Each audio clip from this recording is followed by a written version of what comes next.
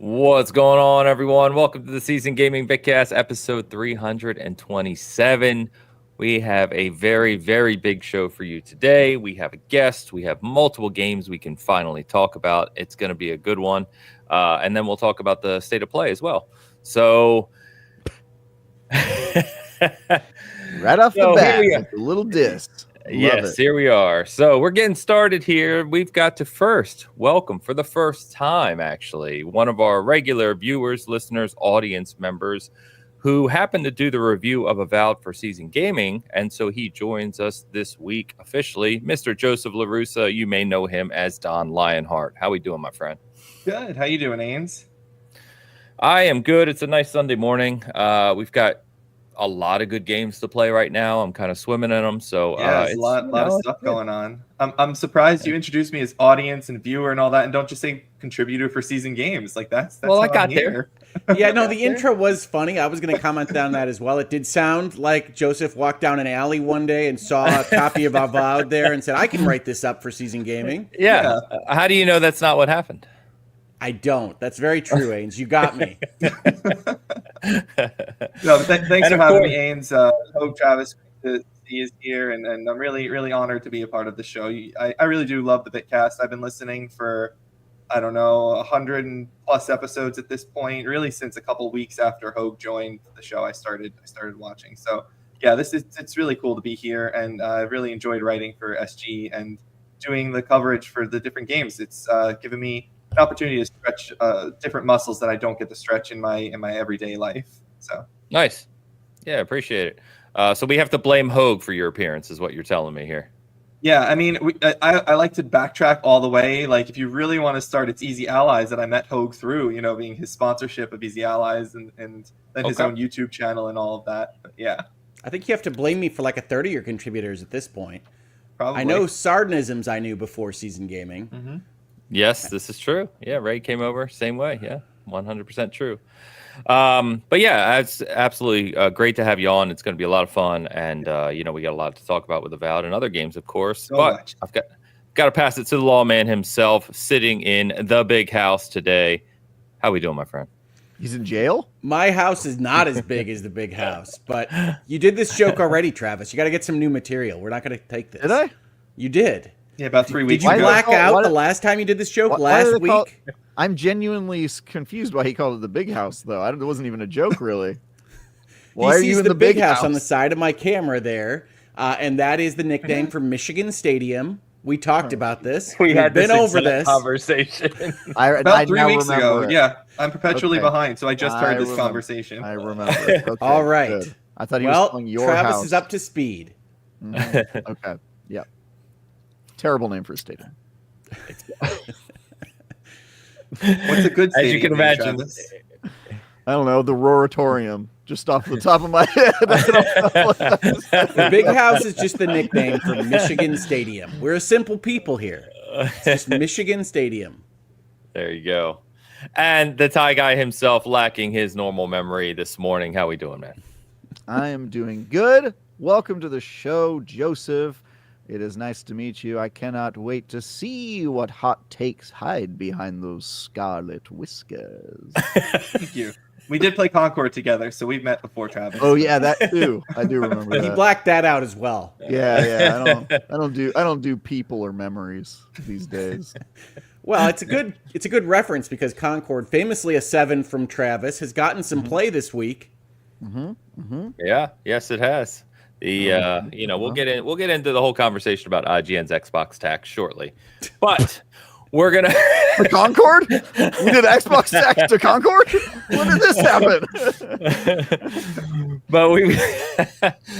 But we can finally talk about some of the things we've all been playing. Some of us behind the scenes here. So we've got our Avowed review discussion. As I said, Travis reviewed that for IGN, Joseph for SG, and we'll be talking about that. We'll be talking about South of Midnight. I can finally talk about my preview time with that game. Elden Ring's Nightreign technical test is going on. I've been able to play that and get some impressions. We've got Kingdom Come Deliverance 2, still the best game to have released in February. I'm just going to say it now. We'll get there, man. Stop polluting the waters. We have PlayStation State of Play, which we need to discuss because we need to discuss it. And of course, I'm sure we'll get onto some other topics as well. So before we do that, though, we've got a few generous people in the chat already. We've got Tides picks we got to get to. So let's get to some of these things. You know what? A guy named Don Lionheart, I don't know who that is, was actually the first super chat this morning. Don Lionheart, this is very weird, writes for $5. Good morning, Bitcast. Can a man be in two places at once? I suppose we shall find out soon. That there you go. Is wild. You know, he's We supposed to pay you, Joseph, not you him. Yeah, but sometimes you gotta grease the wheels to make sure you keep getting appearances and work, and you know. Ains has got a real Huck Finn energy with this podcast going.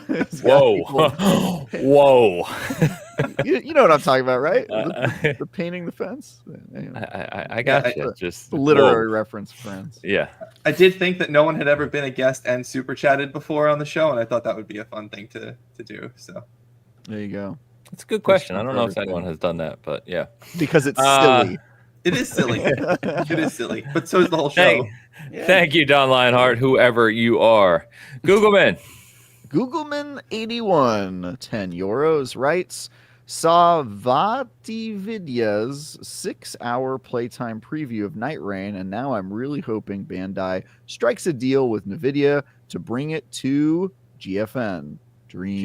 GeForce Now. GeForce Now. Yeah. Obviously, I think anyone who's into the From community knows Vatividya. He's the most famous creator. We'll talk about Nightreign. I have some thoughts about Nightreign, so we'll get there. Oh, I am eager to hear Ains's thoughts on Nightreign, honestly, because I have none.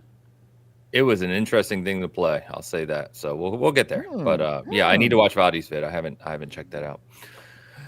Thank you, as always, Googleman. Alex Castellanos actually beat Googleman. I did these out of order. He was here 3 minutes prior to Googleman this morning. Alex Castellanos offers $10 in tribute and writes, happy Sunday and yay for another Bitcast. I'll have to watch this later, as I usually have to do. But I wanted to say, keep it up. I love the show, especially your lore dumps. Toilet emoji, toilet paper emoji, parentheses, flush, close parentheses. Great. That is a fantastic super chat. Thank you. We will keep the lore dumps coming along. So, all right, flush along with us, friends. Flush along with us.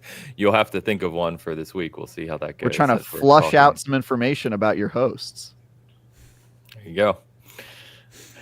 Alex, thank you very much. If you catch us later, appreciate it. Thanks for swinging by the super chat. We've got our good friend of the community, Mr. Talzachi. Talzachi, $20 super chat, writes, sup chat, sup Bitcasters. 2 weeks until myself, Elu, and others indoctrinated Ains into Monster Hunter. Travis, you can help as well. Not sure if Hogue plays Monster Hunter. Monster Hunter Cook-Off this year. Also, don't work overtime like me. I hear that. I do play Monster Hunter. People have asked me this question. I have played it a number of times. I consider myself to have bounced off it a little bit more than people. I've actually probably played it hundreds of hours, but compared to what the folks that I see discussing this game and game franchise say that they've put in, it feels like I bounce off this game. I have not put in hundreds of hours. I've put in maybe 10 to 20 tops, and it has never grabbed me. And this is one of the longest running jokes in our Discord.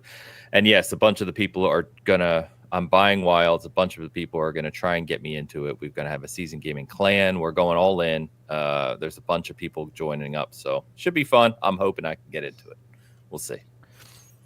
I will talk about Monster Hunter in a couple weeks. Not yet. But Tal, thank you as always. Always appreciate your support, man. I hope you're doing well. And yes, stop working overtime. What are you doing? He's making money. He's keeping the lights on. They give you time and a half. It's good, man. You don't know that he's making money. I work overtime. I don't get paid extra for it. And then it's not overtime. That's just you've given more to the man, Ains. Is that what it is? Yeah. It's true. Shout out, as always, Vintage Willow coming in hot prior to the show with 5 season gaming memberships. Thank you, as always, Vintage, for your generosity. Thank you. Super appreciative. That's just Vintage Willow to give those chats. That was the same joke last week. I know. That was a callback. It feels like I'm glitching out here, Travis. I'm going to say all the same jokes, and then eventually you'll. Some of us have a brain injury, and we don't need this. There game. we go. That's what I was waiting for the brain. You referenced the brain injury last week. Oh, we're stuck in this. Travis, she'd be like, I didn't say this last week. I don't know what you're talking about. Yeah, I'm going to gaslight you into stroke number 2. Vintage, thank you. And Mr. Alejandro Segovia. Alejandro Segovia offers $1.99 US to write, "Get that bearded trash take man out of my screen." That's what he said. Out of my screen. That's a fairly aggressive super chat from Alex. So that's a super aggressive super chat. It is. If you weren't aware, is this the kind of infighting that happens with your contributors, Zanes? No. See, this is not even SG. This is Alex hosting the X Button podcast with Joseph, and they're having a little co-host debate right now, it seems. All right. Yes, Alex is of the belief that my takes are trash and sends dumpster fire memes and GIFs and things to me indicating as such. Sounds like a healthy relationship. It's a good working relationship. Yeah. Hogue reminds me of our first time. Oh, boy. Your first time. All right. Fair enough. Well, our first time on camera. You know how it is. Yeah. Oh. So it's different when you're on camera. Yeah. Do what you got to do.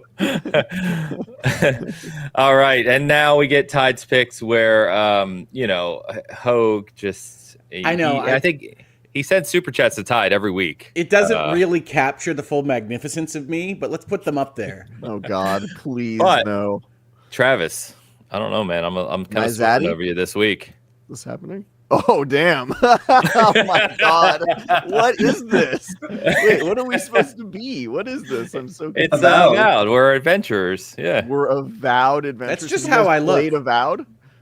Ty just got into my personal photos, and that's just a picture of me from this morning. Okay. That's a Hogue wife painting of Hogue sitting for her.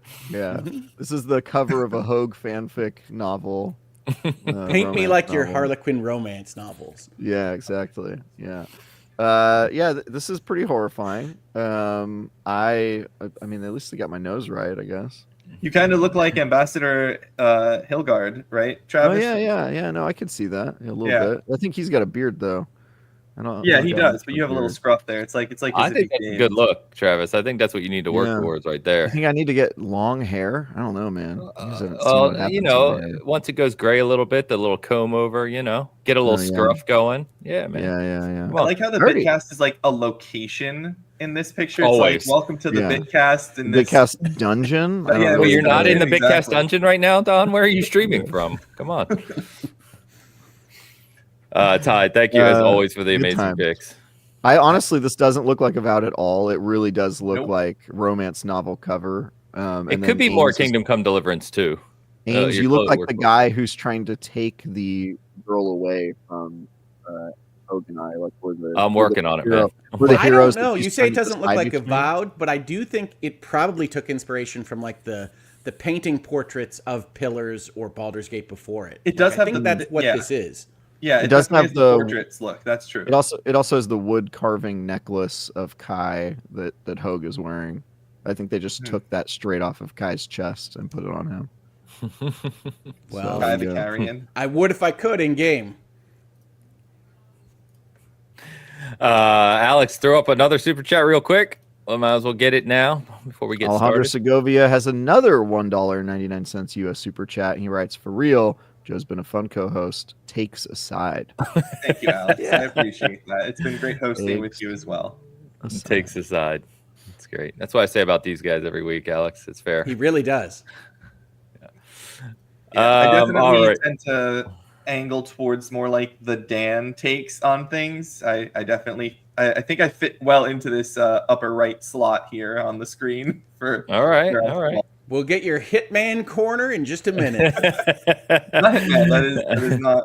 Yeah, it's way too much hair for Hitman there, Joseph, or Dan for that matter. And you put 400 hours into Horizon Forbidden West, right? Just because time is not a thing to you. But I do love that game a lot. It is in my top 10 of all time. So, whoa. Okay, I'm starting to see the. All right, Alex, it seems you were right. Fair enough. In fairness, Joseph's only played 9 games. So okay, there we go. Stop. That makes sense. Top 10. That's good, Hogue. That was good. All right. Well, let's get into it. Alex said, see? We've got Avowed this week. We might as well start with it. So Travis did the review for IGN, gave it a 7. The Xbox tax is alive and well, everyone. Over at IGN. Joseph reviewed it for Season Gaming, gave it an 8.5. I know there was a lot of discussion about this game. I was in the reviewers Discord as well, just kind of reading some of the commentary. Excuse me. Just to kind of set the table here. It's sitting at an 82, I believe, or 83 on OpenCritic as of this morning. So it's settled in kind of just above an 8. And from what I understand, and you guys obviously tell me, obviously, Joe, we've talked about this, but Joe experienced quite a few number of crashes on PC in the review period. They did have a day 1 patch for the early access period. I understand they have another patch going live on Tuesday when it hits the bigger audience with Game Pass and, normal release, if you will. But I have only played this very briefly, just a couple hours. So I'm going to let you lead the way, Joe, as you're guesting today. Why don't you talk to us, at least start us out on this conversation about your review for Avowed? Yeah, sure. So it is an 82 on OpenCritic right now. It actually has gone up because the last few days it had been sitting at an 81. So it has received, I guess, a couple more positive reviews, which I think is a good thing because it's a good game. I really, really enjoyed Avowed. Just so everyone understands, I come at Avowed from a history of having played the Pillars games, which not everyone has. Pillars games are obviously very, very niche in their appeal to people, being very, very old style CRPGs, isometric points of view and very in-depth RPG mechanics. And so when I went into this game, I was really trying to see how does Obsidian translate the heavy classic RPG feel of the Pillars games into a first person, the Outer Worlds Fallout-esque kind of game. And I ended up coming away really impressed by it because it is in terms of your own character, it's really a 1-to-1. I mean, they give you all the attributes, the might and the constitution and all of that comes, straight across from the other system. And so I thought that was impressive, especially when you look at other RPGs that have come out in the last year or so that have similar roots, Dragon Age, that does not do any of that whatsoever, much to my own chagrin as the massive Dragon Age fan that I am. And I thought that was a really good translation of RPG systems. And the only way that they actually streamlined it was by cutting out that same level of detail for the companions, which I think makes sense for the style of game that it is. But I didn't feel they cut out any of the depth of getting to know the companions. You still talk to your 4 companions all the time with all sorts of dialogue and really in-depth and very well written, I would say, insights as to who they are on individual levels and that they are each unique people. They don't feel like copy-pasted NPCs. They don't feel as though they're characters I've seen in every game in the past. I thought they were pretty interesting with unique backgrounds, whether it's the Garrus in a fantasy world Kai or the horny Yatsley. I thought they were fun to be around, and that was really what won me over in this game, despite all of the bugs and crashes that I had, because I did crash 36 times in my crash log over the course of my review. I know, Travis. Yeah, it's crazy. Straight crash to desktop, no answer as to why. No clue. And I was really closer to a 9 on this for a really long time until these crashes overwhelmed me where I had to take some points off for the technical failings of it. So that's where I got to on Avowed, just briefly. I don't want to say too much on it before passing it off to Travis here in his review. Cool. Yeah. I think it's interesting. And this is why I like talking to people who have different opinions and reviewed the games, because you get totally different experiences. My experience was really the opposite. I reviewed it on Xbox, and the game did not crash one time, and in fact was pretty stable throughout the entire duration of my play through. And I think it took me like 55 hours to do a completionist run. I still came in lower though, which had nothing to do with technical issues and a lot more to do with just the fact that I would describe this as a game that is good overall. Like, you can see they drew from the proven success of many fantasy open world RPGs before them, but I would not describe it as really doing much of anything extremely well. Like, the combat is pretty good. It's better than I thought it was going to be. Is it like amazing, especially 55 hours in?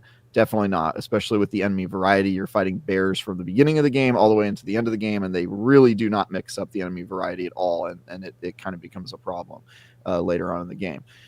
In terms of like the open world setting, it's cool. You get to jump around and explore, and especially in the first couple hours that you're in each new hub region, it's very fun. But then also, the longer you stay there, the more you realize that the world starts to feel barren, especially as you start clearing out side quests and killing enemies, and then the enemies don't respawn, and then all of a sudden you're running around a super empty map for the last couple hours that make you feel like you have to move on. And then even like the story and the writing, I would say, are the things that it does best. Like the story is it's Obsidian, right? So they're good at writing a story. They know the Pillars of Eternity universe super well.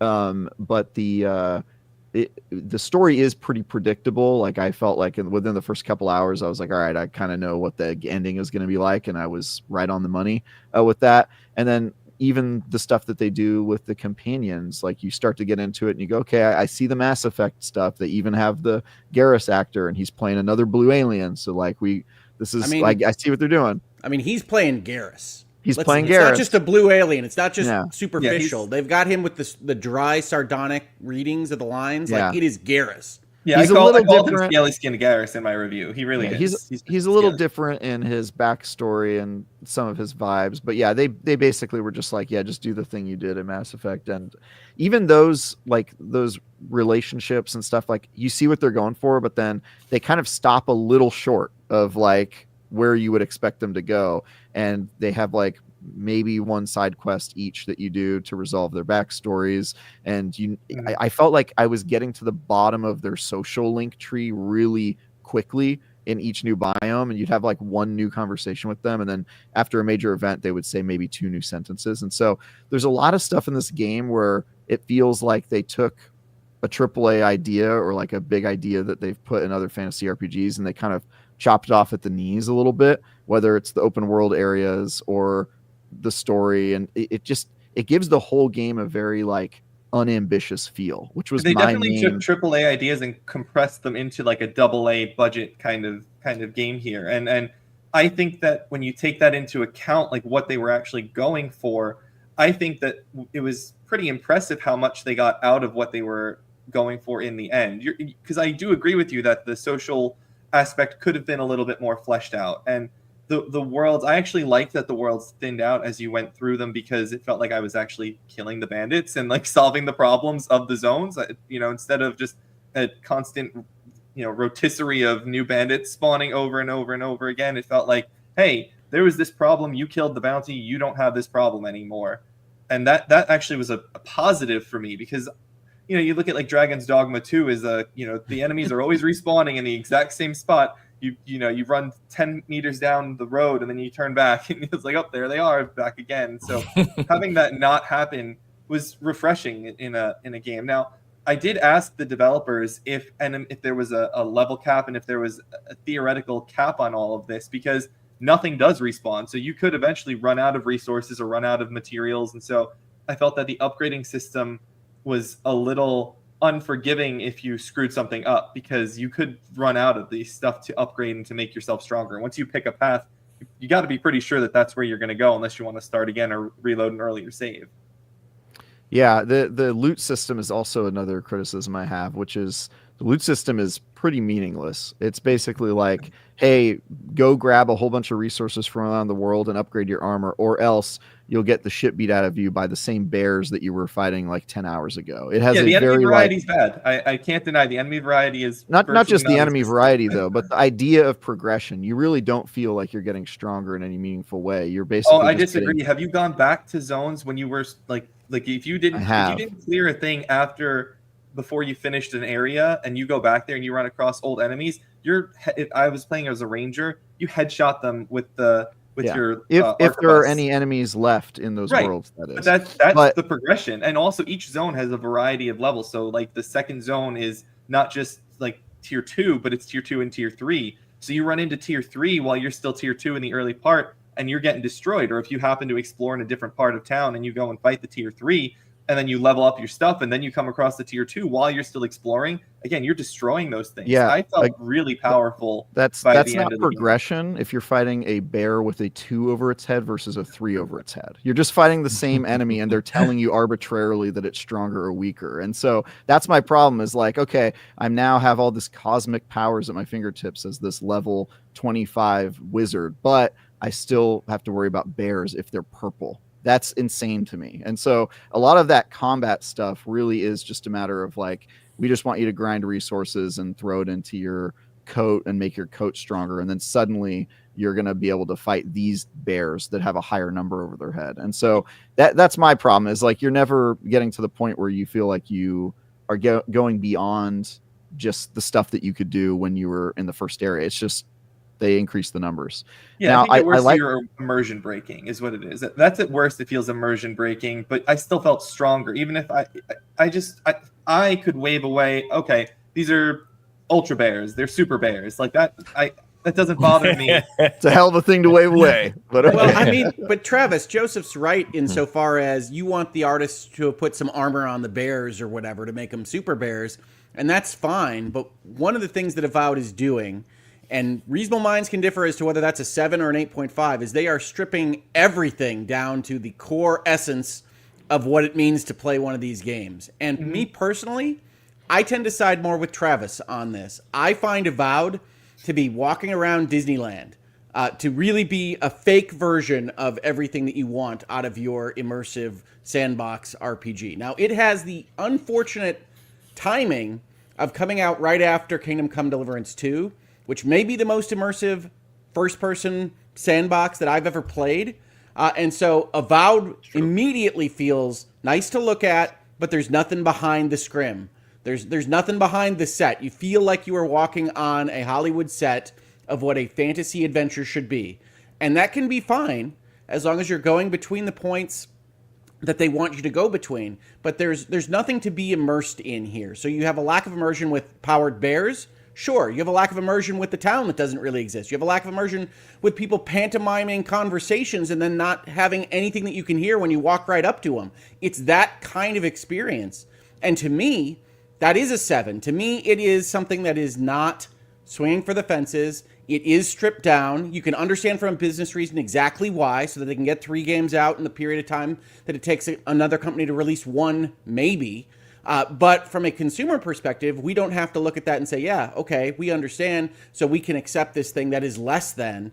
And for me, Avowed has some nice beats. It has some nice pieces. The combat came together much better than I thought it would, based on earlier videos. But it's just not that interesting when I have a limited, not just amount of money to spend, but a limited amount of time to go into my game space and play something when I could be playing something else that is more tickling my fancy. So it's more of a 7 out of 10 to me, because I think of those games as the ones that fade into the history of games, and you say, oh yeah, Avowed wasn't so bad, and I pick that one up in 10 years and say, yeah, this is a 7. This is a 7 experience. See, now I am surprised that about what you said about the lack of immersion in the towns, because I felt as though I could walk up to NPCs and hit the E button, I think it was, on keyboard or whatever, and interact, and I would just have a conversation start with random no-named NPCs where they're just talking about a problem, either between themselves, or I'd have a fade to black, and it would give me an opportunity to have a dialogue or two with them, and nothing ever came of it in the end.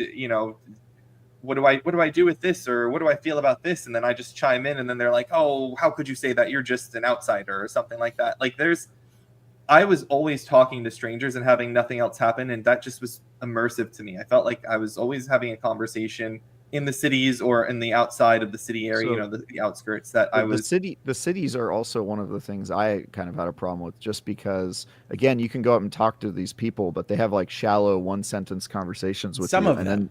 and then some of them, and then they stand wherever they were for the rest of the game and never move around or do anything. And it very much feels like the world is sort of just like a snapshot in time that you're kind of walking through. Like all the characters are just props standing there. It's a Truman Show pantomime, and you feel that as soon as you get in there.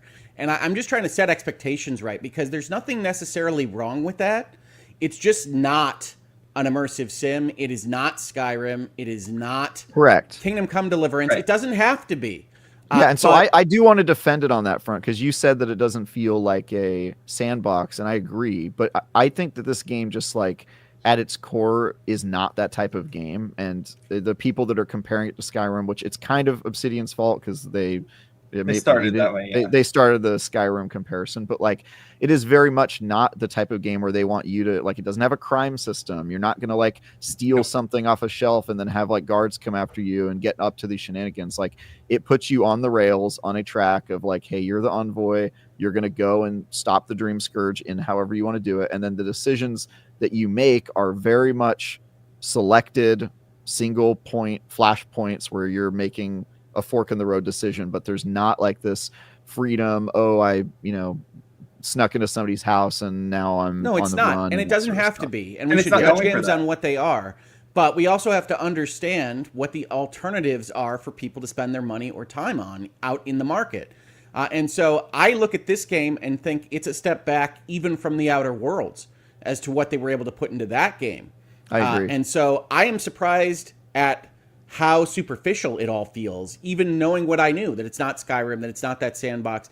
And I don't think it's wrong for people to look at this and say, it's even less than I thought it was. They're not even swinging for a single. They're really more bunting and hoping to get to first. And that's fine. But I don't blame anybody for looking at that and say, I don't find that to be terribly impressive. Yeah, I don't like it more than less than the Outer Worlds. I like this more than the Outer Worlds. The Outer Worlds is good. I like this more than the Outer Worlds too, but I think it's trying to be less of a game.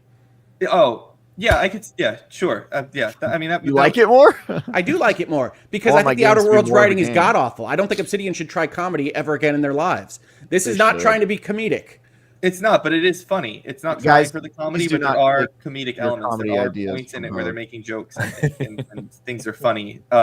It's charming. I think that the writing is charming in this game, and there's a level of wit in the conversations you have. And I really appreciate the interactions and the interjections that the companions have in your everyday conversations with the random people on the street or with the heavy plot pointed stories. I think that is really well done, and I don't disagree with anything that you two have said in terms of what they're doing here. I think that it just had a stronger impact on me. I enjoyed what they did more, whether pantomime and of a set, walking through a Disney park or something like that. I like Disney. I need to put the right spin on this. I enjoy walking through Disney World. Yeah. But this game feels like walking through the World Showcase. It's not like you're actually in Paris, folks.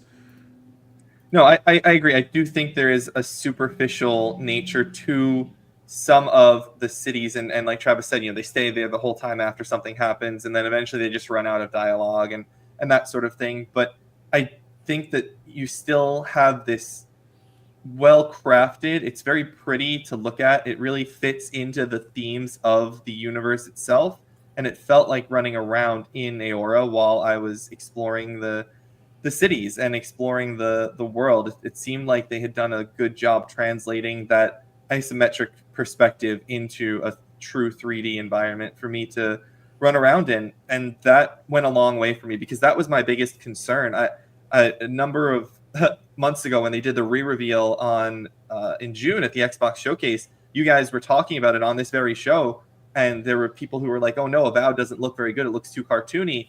and Travis was over there like trying to defend it and say, oh, it doesn't actually look so bad. I was in that camp of people who thought it really didn't look very good, and I felt I was proven wrong by that. I think it's stylized. I think it might be more stylized than people expect. It is closer to a Veilguard than a Skyrim in terms of stylization. Yeah, for sure. But I think it's closer to a Skyrim than a Veilguard in its systems and its RPG depth.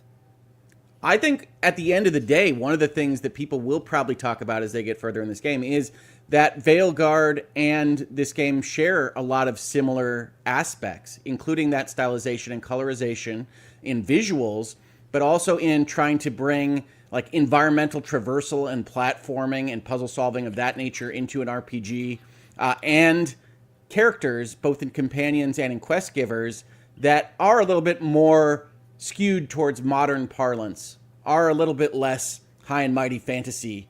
And that really bugged a lot of people on Veilguard. I do not think that this game has worse writing than Veilguard. I think it is incrementally better. But I think they are in the same ballpark of that kind of young adult fiction, fantasy writing that has like asides talking about modern things to make you laugh on a Marvel quip basis. And that's going to rub some people the wrong way. I was not bothered by it tremendously in Veilguard, even though I thought that it was a little bit rote in the way that it described characters.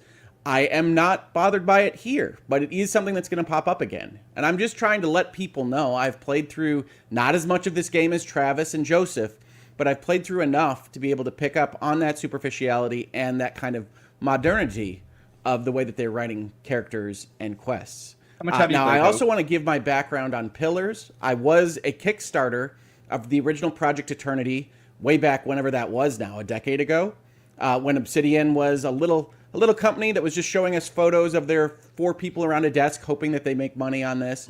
And I was excited about supporting computer role-playing games. This was before Larian had really taken off with their takes on the Baldur's Gate franchise, certainly, but even the Divinity series. And I really enjoyed Pillars 1, but it felt a little overwrought. It felt a little bit like they were trying very hard to world build even more so. You don't want to see the strings as much as you do in that first game. I really, really like Deadfire, which was the sequel Pillars 2, in which you are essentially pirates that go through an archipelago. There are a bunch of references to Deadfire in this game, Avowed. But I do think one of the things I'm judging Avowed on is that this is not just streamlined in mechanics, not just streamlined in the way that they are putting out their game as a game, but also streamlined in storytelling. This is a much simpler take on the metaphors and lore and everything else that they've built in here. I think that's good. I think Pillars is a little overwritten, but it's something to note because this is essentially kind of the Cliff Notes version. I'd say dumbed down, but that feels a little bit derogatory. I don't mean it to be, but very streamlined in its approach to lore and world building, much more so than the Pillars games. I think that's intentional. I think they needed to do that because they're trying to bring in a different audience. And you're right, Pillars is very, very overwritten. There's a lot of explanation. And I do love the lore of Pillars. And I think that they managed to tell a good story. And as Travis said, not the most amazing story, because the plot twists, you see them coming pretty early on. They tell a good story in this very interesting world without completely ruining the revelations of the first game or the ending of the second game. They do seem to be tiptoeing around what happened in Deadfire, and I'm like, I don't know why. Just say what your history is, folks. You're not selling more copies of Pillars by accidental folks that like Avowed. Well, it's in Game Pass, so I think they're trying to get people into this world. No, I always hate this. I hate spoiler culture in general, but I especially hate it in franchises, which is like, well, maybe we can get you to buy this other thing, and we're going to talk about the events of the past with like just a little wink. And be like, if we say this much, you know what we're talking about if you know what we're talking about. And if you don't, who cares? I think that's actually a good way to approach it, because otherwise I've had that happen where I've been spoiled on a game that came prior because I got into the entry late, and it's like not a good feeling. So if you can talk around it, you should. And because Deadfire is so deep in the lore, I think you can. I think they do work around it pretty well. Again, the story is like holes are just too obvious. You get those. There are like, holes. Oh, that must be the end of Deadfire. Yep. There was no. I don't. I think you're just bringing the fact that you know Deadfire well enough to the conversation, because I honestly, it's hard to separate. I rewatched a lot of those cutscenes when I was going through my video footage, and I was like, "Oh yeah, they actually did a pretty good job." Like if I had no information, I would not. That would have gone completely over my head. So we've all played Pillars, but like if I hadn't, I honestly think I probably would have been like, "Oh, that's interesting." Yeah, I'd only played Pillars. I played Pillars 1 a while ago, but I only just played Deadfire in July of last year for the first time, knowing that Avowed was coming, and I wanted to be fully caught up. But there is one line in the game. I think it's Kai or Marius who you're talking to, and you can actually ask. They're like, "What happened in the Deadfire?" And then the end, he like goes into the explanation, generally speaking.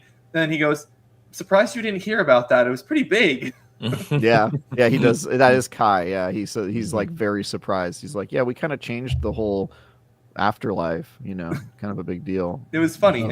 That was that's an example of the comedic aspects of this game that I think are in here without trying too hard to be funny the way that the Outer Worlds tries way too hard to be funny.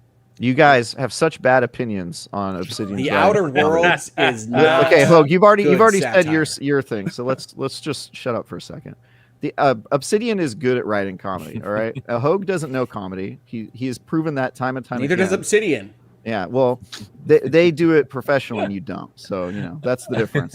And look, Obsidian also made Grounded, which is a fantastic comedy game. And if you don't know how good it is at comedy, then you didn't play far enough into that game. And so I think some people just need to shut up on this one because they don't know what they're talking about. That's what I think. I prefer the comedy in Veilguard to Outer Worlds. That is sad. I feel bad for you. I wish you had a better sense of humor. That's what I have to say about that. But yeah, I think Outer Worlds is a better game because specifically they built the world and the type of game around what Outer Worlds is trying to be. And one of the problems with Avowed is they're working around this universe that they already carved out, and the holes are obvious. Like you pointed out, Joseph, about how they use the same system and they adapt it. I actually think that's like one of its weaknesses because it does not feel like a system that was made bespoke for this type of game. And in some ways, it feels completely out of place to what they've built, which is like ultra streamlined world. And they're bringing in the CRPG stat thing that doesn't really make sense because if you look at their world, it didn't really need it. It was they sort of shoehorn RPG elements into it and then just give you the shallowest version of it and then say go. And in some ways, that is a strength. There are certainly advantages to, like you said, not having bandits respawn.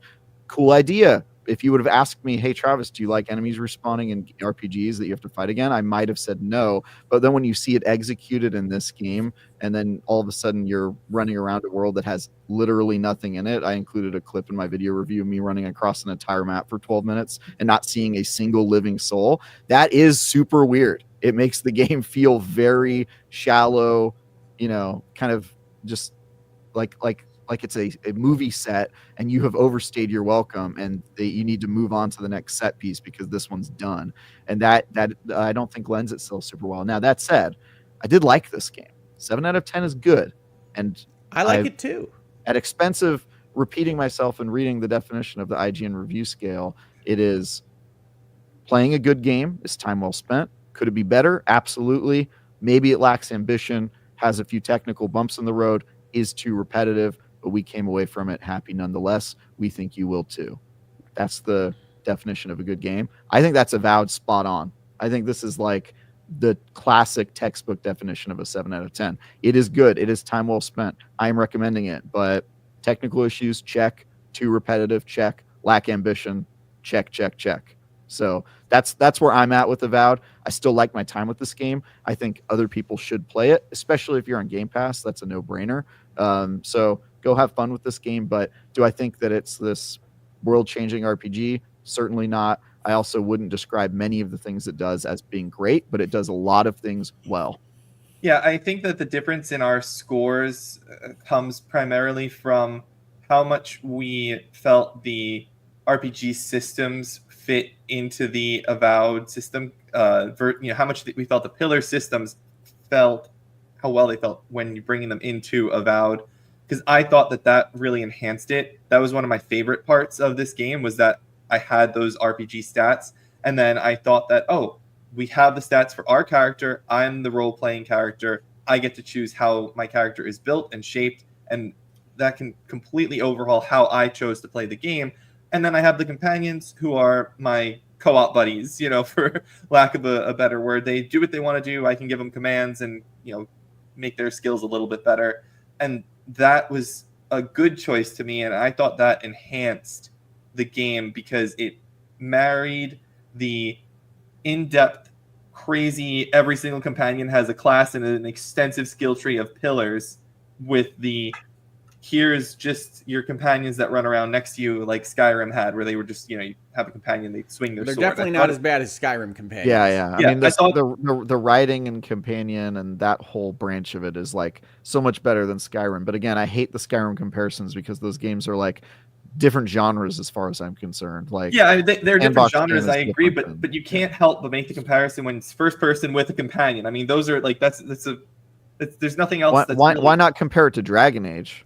Well, also I think the best comparison is probably still Outer Worlds, right? Like it's the same. It is the same. It's a spiritual successor to that design type. Yeah, and I think that the writing. I think I gave way more credit on the writing than you did in the score as well. I really liked the writing of the characters and the companions. That would be that's what would elevate it to that 8, or in my case 8.5 level. Is I really enjoyed all of those things, and I was not as bothered by some of the set dressing feeling that you guys were impacted by. But that's a personal preference kind of thing. Obviously, your mileage may vary on how much that kind of thing impacts you. And for me, I liked it. I really enjoyed experiencing that, and it didn't impact my score. Yeah, really. I am glad you like it. I will say the heat that everybody thought was going to happen around this game, it happened for like one day to me, and then as soon as people started playing the game, it went away because I think people were outraged. Xbox tax, all of the usual DMs I always get when we do these sorts of reviews.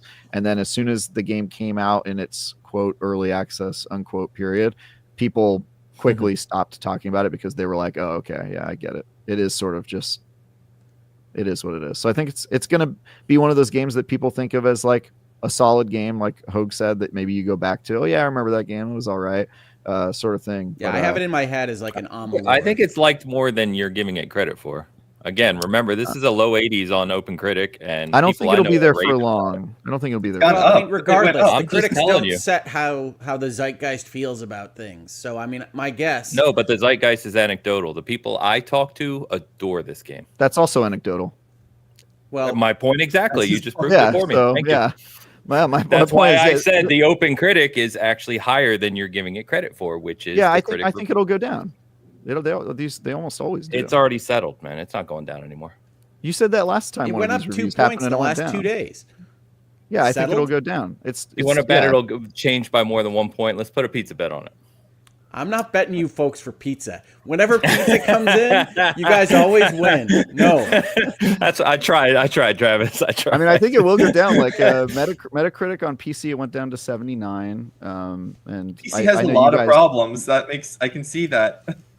Yeah, and Xbox is at 80 on Metacritic. So I know you guys are looking at other stuff, but they have 55 reviews on PC, 67 on Xbox. That's pretty low, and I think it'll probably go up to 80 on Xbox, maybe over 100 on PC, and it'll flatten out. But I think people were in their heads expecting this to be a 9 out of 10 because it was described as their Skyrim, and Obsidian is a super talented developer, and they've got the Xbox money now, and there's all these changes that we didn't really have with Outer Worlds. I believe this is the first game Obsidian developed fully from front to back with Microsoft as the parent company. The first big one, I think Pentiment was Xbox fully. Oh, that's true. Yeah. But this was like one where it was conceived and made with like Microsoft money, and so I think people's expectations maybe were a little inflated for this. I think some of that Obsidian did a bad job marketing. I think they were a little incoherent with the marketing, claiming it was the Skyrim thing from the start, and then trying to shift that marketing over into actually not quite so. And then I heard on an interview that Carrie Patel, the game director, did that apparently there was a multiplayer element. Like this was a multiplayer game at first in its earliest iteration, which I did not know, and apparently is true because she said it. Yeah, it was a co-op. Well, that would game. Explain some of the zoning and some of the kind of hard cap level changes. That would in a multiplayer. It was a similar co-op. to Veilguard. Yeah, it was a Same co-op thing. game. So yeah, I do think that people's expectations were maybe a little overinflated, and the fact that it doesn't really reach those, I think, is not the biggest deal in the world. But it is what it is. They made the game they made. I liked it. I think other people will like it too. But it's not going to change your life. I don't think it's not it's not that type of game. It's fine, Doesn't but seem I like mean, it. KCD2 is generational, and it's not a great look to be right next to that game. It just You're isn't. making me really want to go and play KCD2, Hogue. I really want to. So good. KCD2 is It's amazing. so good. I own it. I bought it ahead. Like, I love the original KCD. I played that game when it came out. I've been a fan of Warhorse the whole time. KCD2 honestly makes the first look bad. Like, the first is good. It's a good game, but the sequel will make you question whether the first was. So I let you guys talk on Avowed only because I created my character literally yesterday in Avowed, and I wanted to play a couple hours just so I could at least comment on it. I'm still in the very first city. I'm very early. I'm like 2 hours in. So I will say I've played nearly 30 hours of KCD2 this week now, which is, as these guys rightly said, it's an amazing game. And I agree with you, Hogue, that it is probably KCD1 was already an immersive game. Like, I loved being in that world. KCD2 might be the most immersive game I've ever played. It's incredible. unfair. KCD2 is an immersive sim with a crazy sandbox, and then quests that have Witcher writing that all go across entire landscapes. It's crazy. It's a crazy game. No, it is. It really is. I finished a side quest earlier this week that I probably put several hours into, all over the first map. It really took twists and turns that I wasn't expecting. And that was one side quest that I just, you can either do or not do. And it's I think what's jumped out to me for Avowed, and we'll see where this goes, is it's nothing like KCD2. So exactly what these guys said. Like, I jumped in, I definitely felt more. You're obviously more fluid. I like the clambering and exploration and finding loot everywhere. It's a very, very different game from KCD2.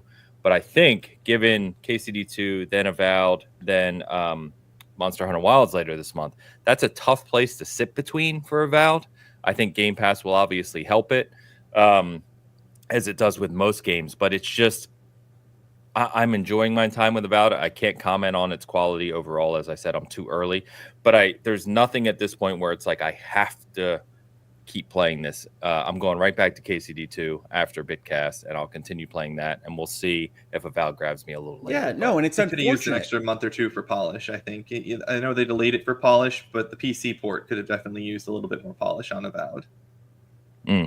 So Iron Keg just said, Ains, I have almost 50 hours in Avowed, and I still haven't been able to go into the first city. I don't know what that means. What, did you just leave it on? I don't understand.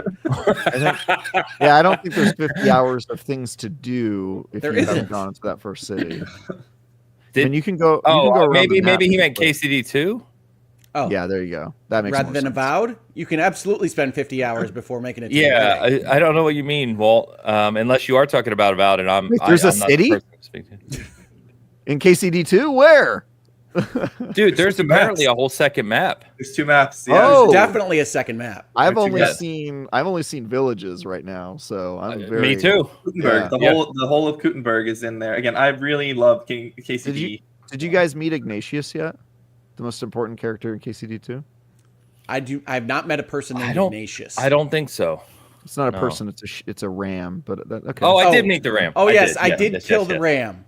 Well, you killed him? Whoa! I didn't kill it personally. The wolves got him. Oh, dude, I saved Ignatius. You got to. Yeah, Ignatius is fine living his best life in my world. Yeah, I don't know what you're doing over there. No. And there's a follow-up quest with him if you save him. So well, he's dead. you effed up, Hogue. You effed up with Ignatius. No, but he's dead. Literally, this conversation is what KCD2 does so well, and I've been really shocked at how they've been managed, similar to Witcher, and I've got to play more of this. It may even do it better, where like I'll stumble upon someone who just knows everything I've done related to activities over here. And it'll change not only my conversation with them, but then give me additional insight into this thing I was doing way over there. And the way they've tied all these interactions and quests and layers together, it's incredible. It really is. Yeah, no, it's that overlaying network of quests and people that's so amazing. And then all of the branches and options that really do give it that Witcher feel. I talked last week about my favorite quest in the first zone, which is that Bad Blood quest. And I swear to God, there's like 4 different ways that thing can go, all of which are horrible. But Yeah. it's great. I didn't like that quest that much. I will say, I you loved hyped that it up a lot, and I was like, it's kind of okay. I do like the nature of expectation, right? One of the reasons I'm trying to be so clear with what Avowed is I think it is good. I think people should try it, but they should understand that it's a trip to Disneyland, and that it is going to feel superficial, and it is going to feel like if you're looking for CRPG lore writing, you're not going to get that. It is stripped back. And I agree with you, Travis, as to what you read for IGN's reviews, which is to say you should have some understanding of the lack of ambition here, that it isn't trying to compete with Kingdom Come. It isn't trying to compete with Skyrim or Oblivion, and judge that as you will. Maybe you don't care. Maybe you want to just judge it on its own merits and say, I'm fine with a trip to Disneyland. That's great. But it is important if you're sitting there with $60 and you're saying, well, what should I play? What do these products give from a Consumer Reports standpoint? Avowed gives you less than some of these other things. So, sorry, I was reading a couple comments. So there's 2 things I wanted to get to. So Mr. Badbit, shout out to Joe in the trophy room, our good friends over there. He said, honest question, should I play Deadfire or Pillars 1 before playing Avowed? It doesn't matter. You don't need to, but it will enhance your experience. Pillars 1 and Pillars 2 are fantastic games on their own that you should play anyway. So, like, even if you're not playing Avowed, you should play those games. I love those games. I love them too, but they're good games. There's a lot of quirks and flaws, and especially Pillars 1. We just got done talking about Kingdom Come Deliverance 2. Talk about a game with quirks and flaws. That's the joy. I'm sure. I'm sure it will. I'm so excited to get to Kingdom Come Deliverance 2. My problems with Pillars primarily relate to the way that they implemented like their Kickstarter goals. I really hate it when games have so specific. Yes, well, I really hate it. This is a common problem across games. I hate it when RPGs or things that are trying to tell you a story have given their Kickstarter supporters things like portraiture or other aspects of their game that break the world building, that break the immersion. Pillars 1 is one of the biggest criminals on this particular score. I felt the same way with Iodine Chronicle, if you're interested in that. If you're interested in my thoughts on Kickstarters done wrong, these are games that will break your world immersion because of the way that they've implemented the things that they gave to their supporters. Oh, I see what you mean. Okay. Yeah, it took me a minute to understand what you're talking about. I still don't understand it, but I'm just going to take his word. It's like you can name an inn whatever the patron wants, or there's a character named after a backer, that sort of thing. Like, I think most of the inns in Pillars 1 are named by the community who supported it or something like that. I think they do have some inns. I think the biggest issue for me on Pillars 1 is like, and I haven't played it in years and years and years, so just correct me if I'm wrong on this. It's like you can read minds, and then like some of the mind reading is messages from backers. And it's like, this is the most annoying thing in the world. That's what I remember. A lot of those mind reading things. I really don't remember that. That's so funny. It's like you read their souls, I think. But yes, it's mind reading. I love reading souls. Oh, by the way, Walt was talking about Kingdom Come Deliverance 2, not that makes more sense. Well, hey. So I want to ask you, Joseph, because I think this is a good question for the chat. We've talked about an absurd Dragon Age fan. You've written a lot about Dragon Age for Season Gaming since coming over, and you did a very long, detailed write-up on Veilguard. And how you think it's a good game, you enjoyed it, but you were disappointed in a number of key aspects relating to Dragon Age as an IP. And now you did our review of Avowed, so you've put a lot of time into these 2 games and finished both of them completely. Where do you stand on Avowed in terms of a comparison to Veilguard? Which do you think is the better game? Which did you enjoy more? Dragon Age kind of affinity aside. Reviewer ranking. Avowed is undoubtedly a better game than Dragon Age the Veilguard. Without question, it is a better game than Dragon Age the Veilguard. I have a question. Hold on, let him finish his thought. Well, he said without question. I didn't say it for him. Yeah. If you ask questions, suddenly Veilguard's a better game. I will say that I did give the 2 games the same score because for me, Avowed was a drop down because of technical issues, so it would actually have a higher score for me. I would have given it a 9, is how much I enjoyed playing Avowed if I didn't have the technical issues. Dragon Age the Veilguard definitely gets its own like single point, one full point bump of 7.5 to 8.5 because of the fact that it is Dragon Age, and I love that world. And that's where Dragon Age the Veilguard was its strongest, was when you were doing the story stuff. Everything outside of the story didn't feel like Dragon Age. The combat didn't feel like Dragon Age. The world itself, as pretty as it was, I know there was a lot of talk about the environment being absolutely gorgeous in the Veilguard. It's stunning. Yeah, it is. As pretty as all that was, a lot of that doesn't feel Dragon Age to me. But when I was in the story and the stuff was happening and the plot was moving forward and the world was continuing along, that was so Dragon Age that it earned itself an extra point on that from me. Because outside of that, if you didn't care about that, Dragon Age is easily just like a 7 or a 7.5 to the average player of the game, I think. Whereas I think that an average player who doesn't care about the Pillars world would still really like Avowed, because they did make that combat feel really good in the end, despite it looking weird at first. And they did include these high-level RPG elements, but also some granular RPG elements into the system that makes it feel well-suited for what they did with Avowed. And I do think that there's enough choice and consequence in the game outside of the major choices, without any spoilers, does this happen or that happen? There are little things. Do you see this character return? Does this character survive? And the big choices as well. I think that they did all of that so much that despite the two games having the same score, I do think that Avowed is the better game. Ho, you had a question. I did, and it was, why are you wrong? But hey, that's okay. No, honestly, I've thought about this question a lot because Avowed does remind me so much of Veilguard. And I think the Veilguard combat is better than Avowed's. I think Avowed is getting more credit for essentially not being as bad as it looks. And Veilguard being maybe getting less credit because it's so wildly different from the rest of Dragon Age. I think Veilguard is more fun to play. I think one of the problems I have with Avowed is that I don't come to a first-person role-playing game like that to platform. And there's so much jumping on things. There's so much climbing up stuff. I love it. Well done. I love it. I don't love it.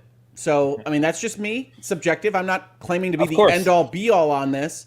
But I don't love it in That's Avowed. me. I preferred the environmental traversal and puzzle solving in Dragon Age, even though I thought it went too far. They did too much of it, especially later on when you get kind of over it. But I think Dragon Age is a better product. I think it's fancier. I think it's bigger. I think it's trying to do more things. And I think at the end of the day, even though I did not like especially a lot of the character writing and dialogue in the game, the plot is more impactful, at least as far as I've been so far, than it is in Avowed. Let me ask you this, Hogue, because I have come to this conclusion with the Veilguard that I don't actually think the writing is bad in the Veilguard. I think that it's narrow. I don't think that the writers actually explored the various pathways of humanity, and they all chose to stick on this high line, upper level, everyone's happy, everyone's positive, and that led to a lack of diversity of character types and archetypes even of the characters that are in your party. And so I think that that was the biggest flaw of the writing in Veilguard, was that whereas in older games of Dragon Age, you had the characters who were the brooding and dark types, you had the angry ones, you had the happy, cheerful ones. And I don't think that the happy, cheerful characters of Veilguard are poorly written. I just think that it gets boring because they're so similar to one another. I think I probably agree with you on this. What I agree with most is that I don't feel like they're characters. The writing in Veilguard suffers for me because it feels like it's just the writer's voice. So every single character feels that way, and the writers don't want to be dark or brooding or mean or nasty or what have you. So everybody sounds like they are a Californian trying to make nice with everybody in the room. And I think that's the issue with Veilguard. I'm not saying that that's the issue with Avowed. I haven't met enough of the characters in Avowed. I think my biggest rejection of Avowed at the front end is I think Kai as Garrus, or Garrus as Kai, however you want to frame that in your head, is a mistake to be your first entry point and the only guy that you're talking to for multiple hours at a time to begin with, because I think it's so obvious. It feels cheap. It feels like it's not ambitious to me. I agree with that, and I still loved it because he really is a good actor. And He's a good actor. It's a good character. Garrus is beloved for a reason. Yeah. But I don't need to see Garrus again. Yeah. I like that you chose a Californian to make your Aren't point they in there. California? No, they're in Canada. Oh, I apologize then. I didn't mean to impugn Californians. I must have been getting Obsidian in my head when I was saying that. I apologize. Yeah, BioWare is Edmonton. Yeah. That's my bad. Canadian. It's a C. I'm not meaning to disparage anyone in particular. I just meant a modern person in a writing room. Travis, I think he just called you Canadian. Yeah, I know. I take pretty big offense to that. Hey, the Canadians made one of my favorite little games this year. They made one of my least favorite countries. Okay. Well, that's good to know, Travis. But Eternal Strands is Canadian, isn't it? Oh, it is Canadian, and I am playing Eternal Strands right now, actually. So I really like. See, Eternal game. Strands to me is the same kind of stripped down as Avowed, but I like the focus and storytelling in Eternal Strands much better than I have so far in Avowed. Yeah, Eternal Strands is Mike Laidlaw, the Dragon Age creative director. He's the the guy who is the studio head, creative officer. I can tell you, he's tired of being described that way. You know what? He's not tired enough to not put it in the marketing. Fair. Yeah. Did they put it in the marketing? They did. I think every reference to them is BioWare. In the PR from BioWare. Yeah. I mean, if you haven't done anything since the thing that you last did, then you're going to be described as the thing that you last did until you do something new. I get why you might chafe at it. I also get why you might use it. But I think Eternal Strands is a really well done, focused, stripped down fantasy type story. I really think like Avowed Eternal is Strands. connecting with me less. I've really liked Eternal Strands so far. I don't want to pull us off topic here, but my biggest complaint about Eternal Strands is it feels kind of clunky in some of the gameplay. The targeting with the magic and the climbing is a little clunky. I think the story is really fun. I think that I'm really fascinated by this world, and the characters are lovable oafs in some cases. And they're also dealing with a veil. We're both on board with that. Yep, they are dealing with a veil. I really like Eternal Strands so far. I'm about 20 hours into it, so I've put a good amount of time. I think I'm nearing the end-ish. Yeah, well, like I said, the thing with Avowed for me is just you've got limited time or money or both. Yeah. And there are a number of instances where I've been playing Avowed where I say, well, maybe I'd rather be playing Kingdom Come because I'd rather be more immersed, I'd rather be in that world, or that I'd rather be playing Eternal Strands because I'd rather have a more interesting combat approach, which, yes, Joseph, I agree, is maybe one step or two away from full polish. Yeah. And that's what I face. Avowed I own, I have a copy of, and there are other things I'd probably rather be doing with my time. But if you enjoy it and you love it, go enjoy it and love it. It's colorful. Mm-hmm. It is enjoyable when you're fighting a bear, whether it's a level 2 or 3, regardless of what Travis says. And yes, you can look at the time because we're already past an hour in. And my God, could I talk about Civilization 7? And I'm not going to be allowed to. But let's instead go down the parade of Sony announcements that aren't published by Sony. No, you're jumping all over the place. It's because you guys you did exactly what we said before the show started. You brought on 2 reviewers of this game, and you know me. I know. This is why I tried to preface it before we started. But we worked the Kingdom Come talk in. We've talked Kingdom Come, I think, right? I think we're covered on that. We're doing our best, Ains. You see what we have to live with here, folks?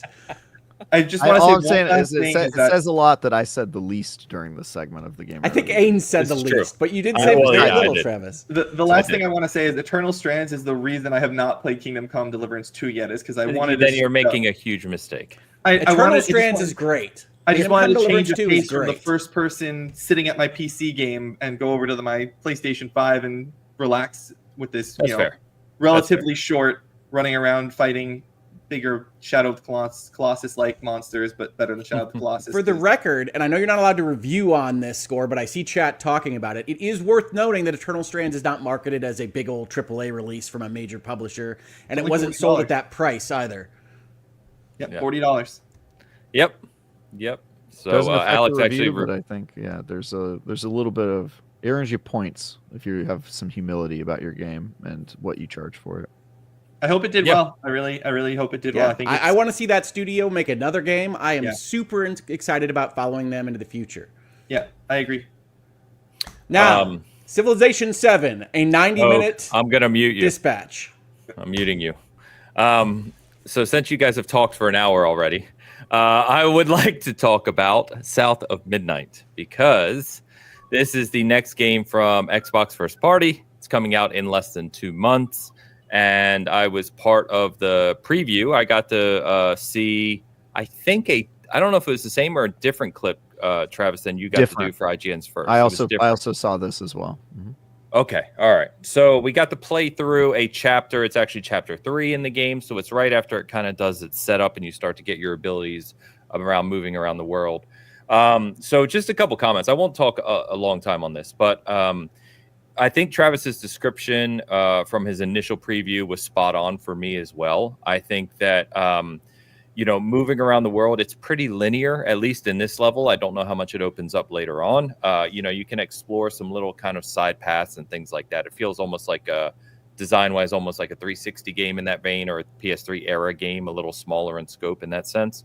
And the combat itself with the little combat arenas and the sludge monsters, I forget what they call them, Zephyrs or something like that, in the game that you fight. It's smooth and fluid already, and I played it on Xbox as well, so it's gorgeous and smooth already 2 months prior for release on console, so that's a good sign. But that stuff is not the intriguing aspects of this game. What is very special and what really resonated with me with this game so far, and the little I've gotten to play, is exactly what Travis referenced earlier, which is kind of the art direction, the music, and the music tie-ins to the game itself are spectacular. I was shocked at how well they actually tie the music and the timing of it, and the lyrics. Even the songs themselves are written for specific characters and specific parts of the game. And so I actually played through this chapter twice to do my preview of this, which you can find on the channel, of course. And I was really, it has stuck with me since playing it. I don't think the gameplay is going to blow anyone away. It's certainly a vastly different experience than the things we're talking about with KCD2 and Avowed and other games. It's not meant to be that, right? This is a very story-driven, focused adventure that's supposed to have kind of heart and be touching and tell some meaningful stories. And from what I've played, I got way more excited about it. I was already excited about it, but I'm way more excited about playing this now than I was previously, the full game. It really impressed me. So, yeah. Awesome. Yeah, I talked to some people at IGN who also participated in that preview, and they told me what they had seen, and I kind of combined that with what I saw when I was at their studio, and I think this one's going to be great. It's not a AAA game, but it kind of reminds me, this feels like the next step of like the Xbox Arcade, Summer of Arcade games, where there were just like these bangers that came out that, maybe were a couple hours long, but they just did the thing that they wanted to do super well and nailed it. And I'm very pleased to hear that the gameplay is not, because obviously the gameplay is not like this big selling point, as you said, but I'm glad to see that it is not so lackluster that it's like turning you off from playing the other parts of the game that it does super well. Like, people were like, yeah, it's pretty competent. It's like it does what it needs to do. And I was like, perfect. That's all I ask, because everything else looks amazing. What was the cryptid in chapter 3? It was the big talking catfish. Okay. Benji is his name. Gotcha. Which was, some of this kind of cinematic direction and some of the character introductions are really well done. Even little things like at the end, it's telling the story in this chapter. I don't want to spoil anything, of course, but it's telling the story about these two brothers and this fallout, because one, obviously, it seemed like they lived in this kind of southern rural town. It's all in the South, but this rural town where the one brother had either a disability or some type of learning disorder or something, and he was picked on in the town, you know what I mean? So it kind of told this story about these brothers and what transpired between them. And of course it leads into this southern folklore legend of the brother becoming a tree, and this thing in the town that you have to battle. And eventually by the end, you're kind of climbing this giant tree and the catfish is guiding you, and it's playing this song that is written about the brothers, right, as you're climbing the tree. And it's just good. It all just comes together to create this experience. And I was just like, this is awesome.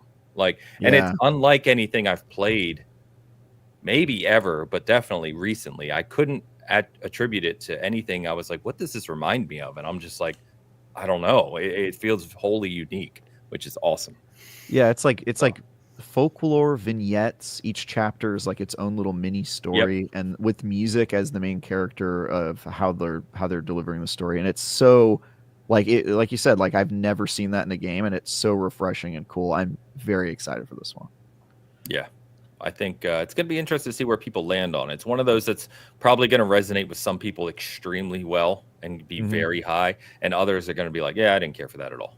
It's going to be I think one the of those. art looks awesome. I do think, despite what Ains has said, some of the other people that I have seen talk about this preview session sounded a lot more like Travis. Art is great, narrative's great, a lot of the stuff around it is great, but we're not sure about it as a game. We're not sure about it as platforming or combat. And I do think that's probably going to rub the bulk the wrong way. I think there are fewer folks like me that really are impressed by some of that world building and art and music than the gameplay itself. So I continue to look at this like I do Avowed, which is that there are a lot of Xbox releases that are made and that are coming that seem to have like one big hole, one big negative to them. And I think South of Midnight is going to continue with that. I can think of very few Xbox releases that haven't had that feature. The only one that comes to mind is Indie, which seems basically fantastic in all rights, rather than when we think of things like Starfield or we think Avowed or we think what's going to come out with South of Midnight. And so I'm a little bit reluctant to give my hype to that. There are other previews that were made this week, like Split Fiction, that I like the look of a lot more. Looks awesome. But I hope it's awesome. I think South of Midnight is going to connect with me. It's the kind of thing I look for from a game. It would not surprise me to see it not be terribly successful for Microsoft or Xbox. Yeah, and I think I think I'm saying something similar, Hogue, but to put a little more maybe optimistic spin on it, I think what I do enjoy is I played through this, and I think I commented in my preview about being in the audience at the E3 2018 show where they announced their first 5 acquisitions, which started the domino effect that we've seen over the past several years. And I brought that up because one thing that I do appreciate out of Xbox is that they have all these studios now of varying different talents and things they want to do, and they've allowed them to do that. So Compulsion wanted to go make this incredibly unique game. If you've watched the documentary on it, right, they've been obviously had their resources available to make what they want to make. They've traveled around the world. They've brought in some really big talent like Olivier Derriere on the composing side of the music out of Paris and some, things like that. And this, we were talking about pricing your releases. I believe South of Midnight's a $40 game as well. And so they've allowed Compulsion the freedom, which I think is nice, to make this game over the past few years, several years, whatever, and just kind of do their own thing. And if it's, I guess what I'm saying is I like that Xbox has taken that approach. I agree with you. It may not kind of hit on all fronts, but it's cool to see kind of something unique versus what we're going to talk about on the PlayStation side shortly, which is like we're putting all of our eggs into live service. And we've talked at length here about how that's gone. I like that we're getting all these kind of unique things. We get Avowed, and then we get South of Midnight, and then we get Dune Dark Ages, and there's all these just unique experiences coming out of Xbox, which I think is really cool. Yeah, no, I agree. It's not my money to spend. So Microsoft, spend your money making crazy stuff. I just don't want to hear about it when it doesn't sell so well, or that Microsoft says we have to reevaluate everything, and et cetera, et cetera, et cetera. Yeah. So, yes, I agree. I'm happy it exists. I'm happy Microsoft put the money in.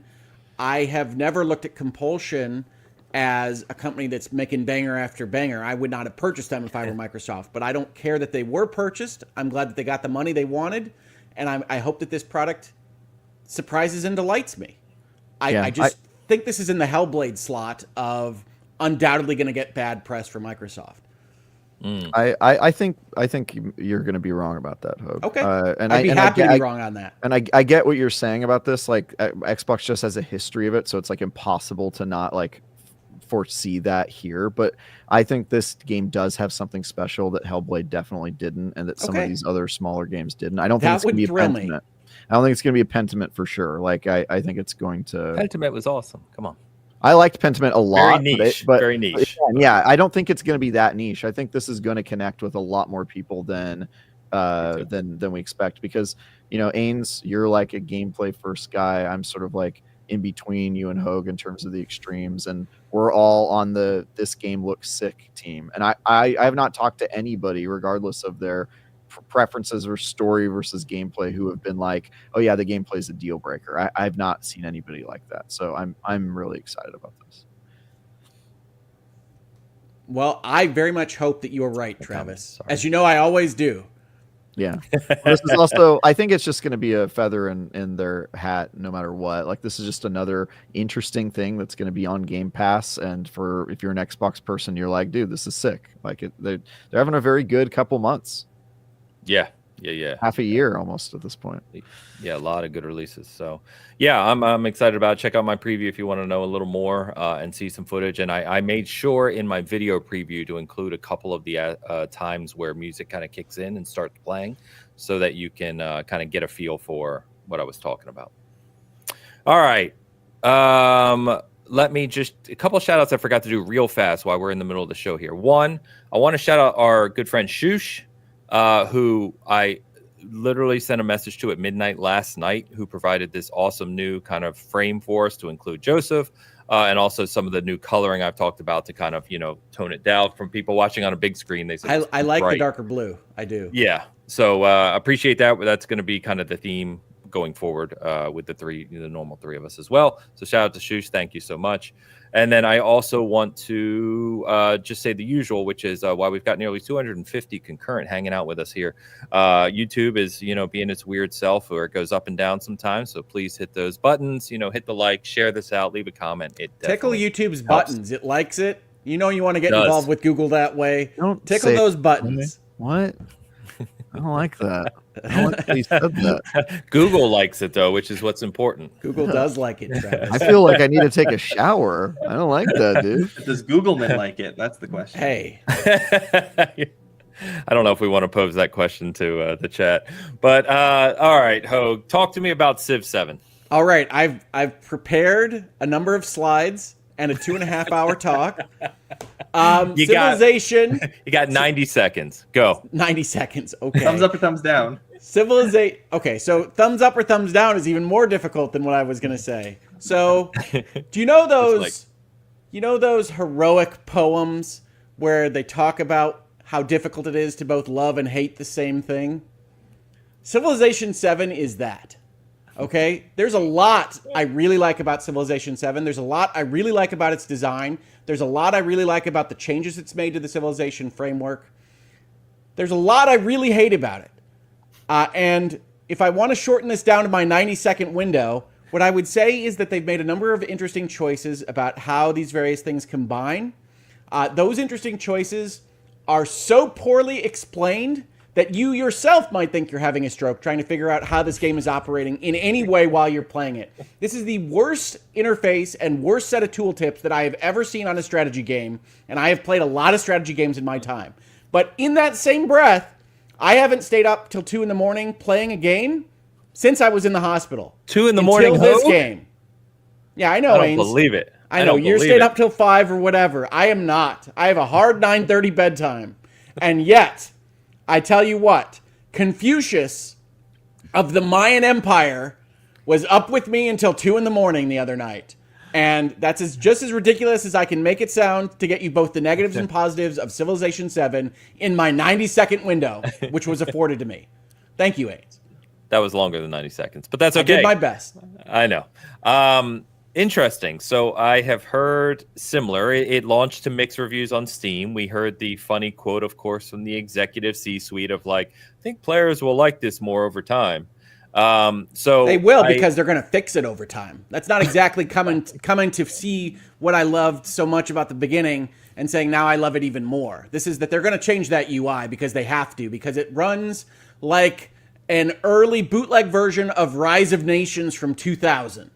And it is bad. Wow. You playing on console? I am playing on my PC.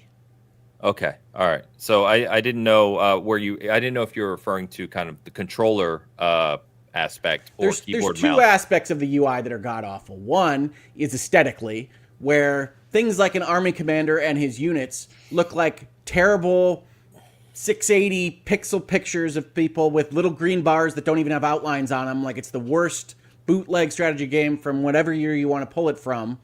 And then on top of that, it just doesn't give you the information you need to actually play the game. So it'll make references. You'll go to look them up in the codex. You won't be able to find them because it doesn't have a search parameter for actual references of things that you might be interested in. And so it's constant puzzle game of trying to figure out what the rules are. But underlying all that are interesting design decisions that take civilization in a different direction that really are compelling. But it's not explained to you. You're constantly trying to figure out what the hell the designers were doing. And then once you do figure it out, you can have a good time.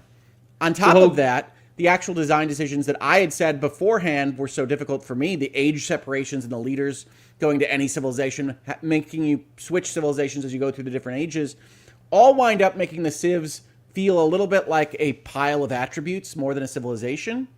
And I do think they lose some of the fantasy of, hey, I'm going to take my mighty civilization from cavemen to space, and we're going to go through and I'm going to really feel like I was leading the Mayans or the Americans or whatever, because you have to make those switches in the age.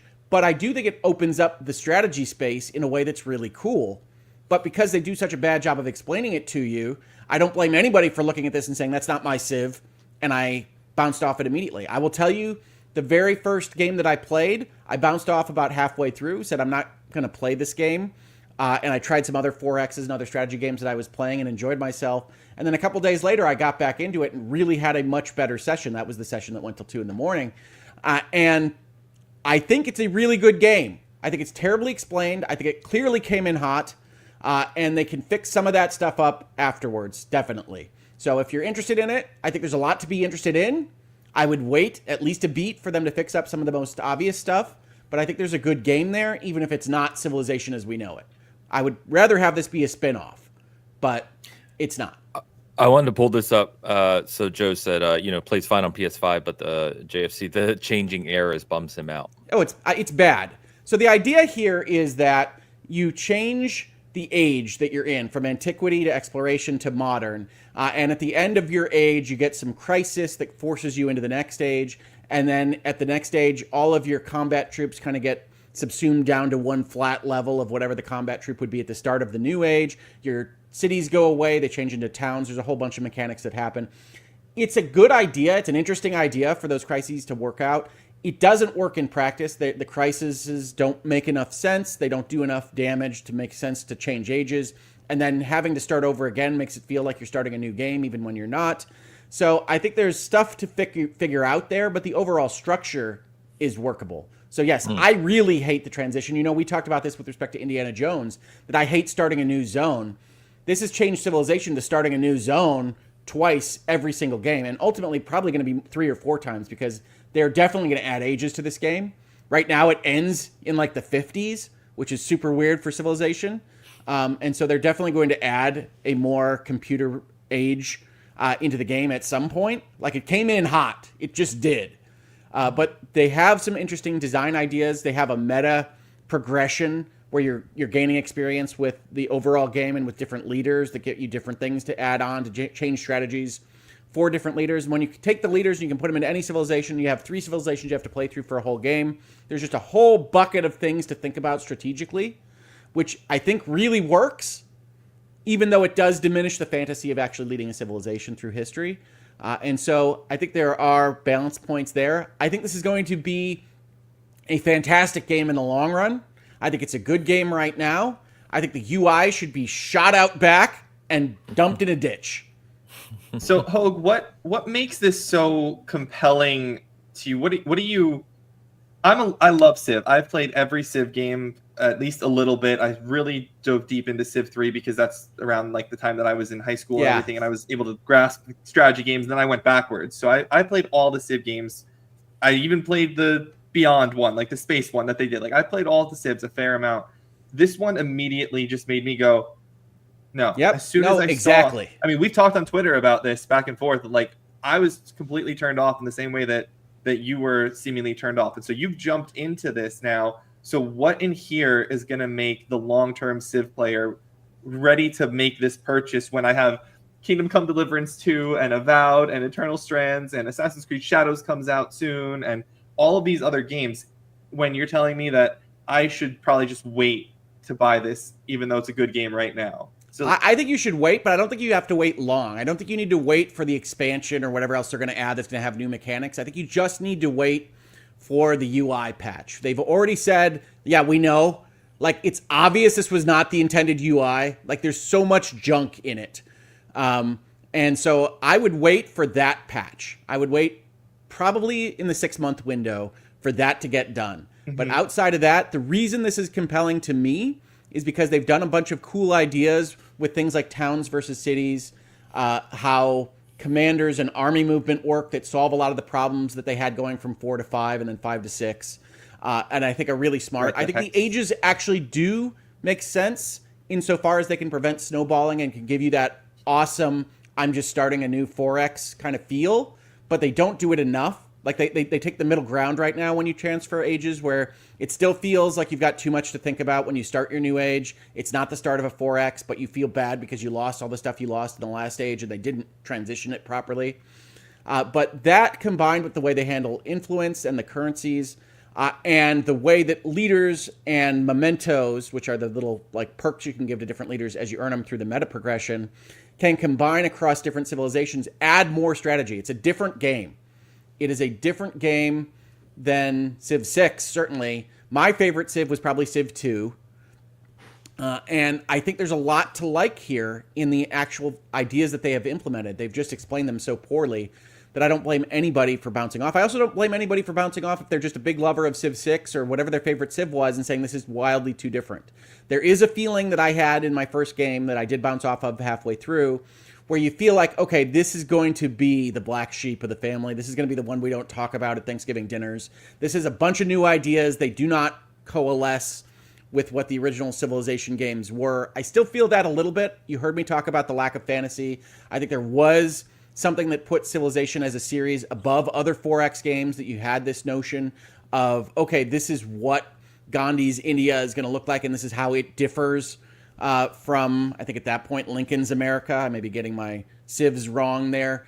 But that is lost a little bit when you transfer from, like, my Confucius leading Maya in antiquity, which is ridiculous on its face, but not any more ridiculous than India's nuclear bomb arsenal, I wouldn't say, is a certain loss of fantasy when the Mayans have a plague hit them and they transfer over into the Ming dynasty. That doesn't make sense narratively in a way that is compelling or convincing, but it does open up that rule space really cool, right? Do the systems work well? Does the diplomacy handle well? Does the technology tree? Because I reviewed Ara for Season Gaming. That was my first review for the website, and a lot of those things were kind of cool in concept, but just totally broken. Yes, I think the tech trees are probably the smoothest reason for the ages. They're mini tech trees. Essentially, each age gets its own. And then when you transfer into the next age, you get all of the technologies from the prior age, so that the world is still kind of in the same space at some level. What is Travis doing? I'm self-flagellating with my tie. Okay. Well, you know what? Civilization is a fantastic franchise. It is a big name in video gaming. We can talk about it for a couple minutes here. That's fine. I'm letting And you. we've got two fans of the series, because I really do love Civ. I'm also a fan. You said a couple minutes? There's a huge amount of polish and animation and ideas in this game outside of the UI that deserve being seen, that people that like Civilization as a concept are going to like. My Ming dynasty, still led by Confucius, has these really cool separately animated like machine gunners that were apparently part of the kind of adventurism of the Ming dynasty, and you can check it out in the codex, and all that fun that you get from Civilization now with really good graphics, really good animation, outside of this horrific stain on the experience that is this UI and lack of information for anything you want to learn. But you can kind of self-teach yourself over a period of time, even if they aren't helping you with nested tooltips and everything else that we would expect in the year 2025. Sorry, last question on this then. Lack of information. Does that mean like the Civilopedia is bad too? Like you can't search? Yeah, so the Civilopedia has one major error, which is that it basically only searches by title. So you look for concepts like trade network size or whatever else you might be looking for, ranges and things like that, and it won't find them. You have to know a different title to get the page. So you basically have to read through all of the concept entries, like to start, so that you understand what's going on. So that's bad. Gotcha. Okay. But other than that, there are other things that are bad, like you'll be hit by a plague or what have you, and then your happiness will just show as minus 17. Whereas you might expect some math there. What are you doing? How are you determining this? You'll just get a red 17 and be like, okay. For the record, I also love Civilization. I just have not played 7. I have not had time. Yeah, I think my favorite is 2. I really liked 4. So, I mean, it sounds like they're going to be working on this one for a long time. So, I mean, it was a decade of 6. It was a decade of 6, and I honestly think this has better ideas than 6. I like the District. So just give it some time. Don, just go play, or Joe, just go play Kingdom Come Deliverance 2 and wait on this one. You'll be fine. I definitely will wait on this one. I said to Hogue in a tweet once when we were discussing this that the changes that they showed as they like revealed more of Civ 7. I went from do I want to buy this collector's edition to maybe I'll wait a year. Like they really turned me off, and I do love collector's editions of things. So yeah, gotcha. I really like this game, but I cannot discount the fact that I really didn't for a minute there. Yeah. Okay. And I had to start again to really kind of see what it was doing. It has a lot of bad things that happen as a result of its interface. And the user interface is not just tooltips. It's not just the codex. It's also like the things that happen with respect to diplomacy or what have you, or just these little announcements on the side that don't give you enough information as to what's happening. But I really think it's a good game at its core. I just think it has bad bits that unfortunately surround it and prevent you from enjoying what it is that they built. Okay. Yeah, it seems that I think people generally agree, right? There was a lot of controversy on its release. I think this is more positive than you might see as the overall zeitgeist feel right now. But I really don't blame anybody for getting kicked out immediately. Gotcha.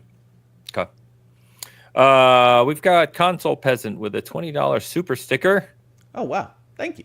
£20 or euro, excuse me. €20 super sticker. Let me find exactly what. Oh, I can't find it anymore. What is Sorry. Is it a pair? It was a pair. Is the pair giving us a number 1 sign? What is the pair doing? I need a description. The pair is dancing, and he's got some words of encouragement along with his pair form. Okay. What are the words of encouragement, Travis? I want to be encouraged by this pair. Okay, 1 sec. Travis gonna have to give the super sticker to pull it up. Just hold on. Hold on. It takes a while. Travis is gonna find it for us.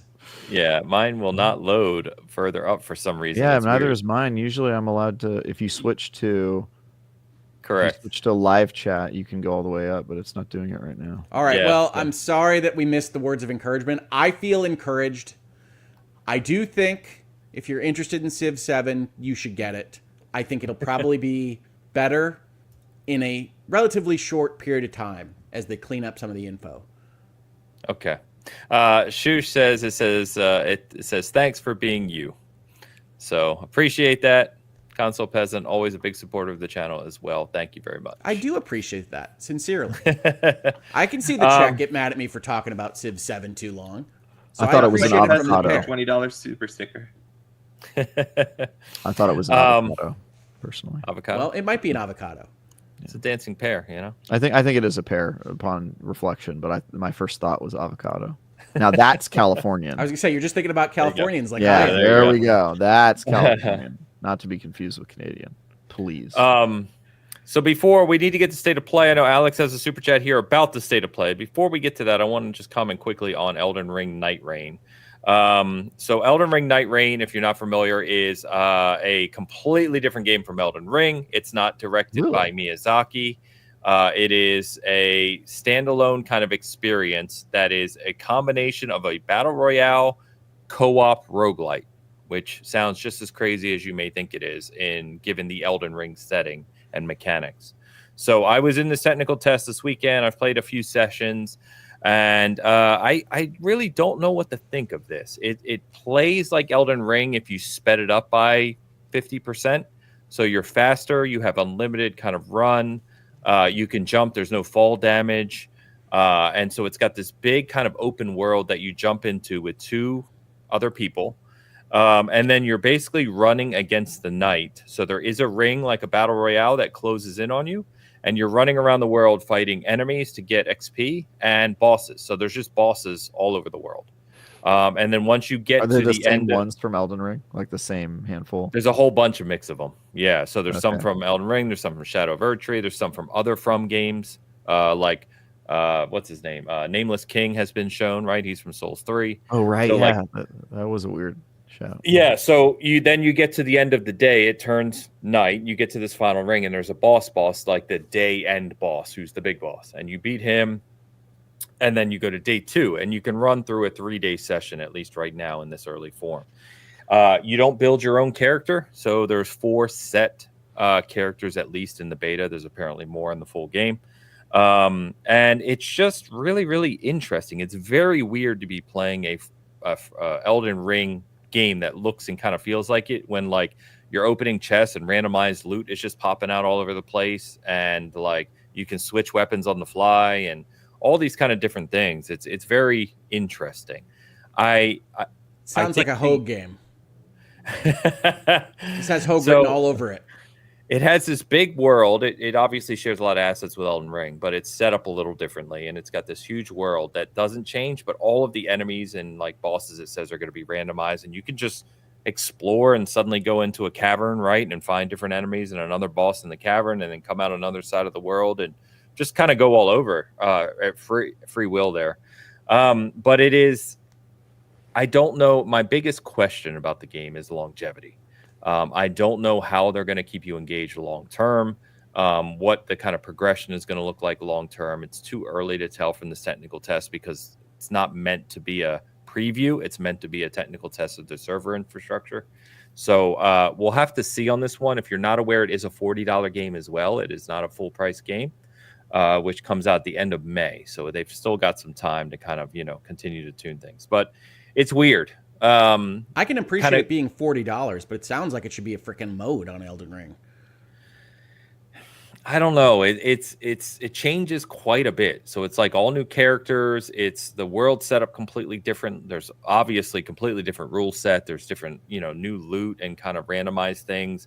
So I don't know. Like I said, it's too early. It's too small of a slice of the game to kind of see. But I don't know how this one's going to land. I think from what I read, Miyazaki went to another director or senior person From and basically said, hey, we want to have you try to direct a game. And they had this idea floating around of a co-op kind of boss rush roguelite thing in the Elden Ring world, and that's how this kind of originated. So we'll see. I like it. I liked playing it, but I don't know how much it'll grab me like long term. So were the servers okay? Like, was it a successful technical test? Well, they had to, not at first. So it wasn't working at first. And then they had to turn off the co-op system because the password, the join up system was failing. So I tried to play with Elu, who's, in our chat, and we couldn't play together. So I just ended up playing with a couple random people. But the game itself, once you were in it, was fine. I didn't have any hiccups, no latency. Everything else was fine. So, yeah. I will be honest. I am more excited after seeing the previews for this people do the technical test, because it sounds like, Elden Ring, the Dark Souls series, Souls-likes in general, they're in this weird place right now where they were a niche genre that now has become super mainstream. And the people that play these games now, I feel like the games weren't made for them. They're the types of people who want to hop on and play like 15 minutes and get online with their friends and do like a battle royale game. And the idea of like having to get to a certain area and put down your sign with your code on it so that your friend could join you, and like all the shit that Elden Ring and Souls games make you go through to like organize a game match doesn't really match the mainstream demographic of players. And so this strikes me as like we've got 20 minutes. Like, where are we dropping, boys? Let's just go and kill some bosses and get that kind of Elden Ring fix without having to do all of the stuff around like an RPG that's kind of mostly single player. And so I think this has a good chance of being a hit.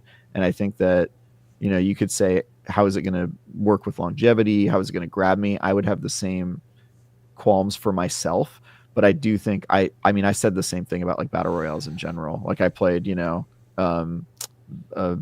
Unknown Battleground, PUBG, and my first thought was, oh, that was fun, but like, how am I going to play this for years to come? And then lo and behold, I was super wrong. Everybody plays these games like all the time, and so I kind of see like an opening for, now that Souls likes are mainstream, is there a way to kind of casualify that type of game in an interesting way with multiplayer? And I think that could be Nightreign. And frankly, I probably would join in on that, because I love the non-casual version, but the idea of that I could hop on and play like a quick 20-minute session with buddies and not having to like worry about where my character is in the world and what level I am and who's going to be the host and all that stuff. Just being like, let's just hop in and kill some bosses and dodge roll, and that's it. Like that actually is kind of appealing to me in a weird way. And it's very action focused. So like I said, your characters are faster. You can just jump off of cliffs. Like we were just running and jumping off of mountains, and there's no fall damage. You just keep moving. You can signal to your other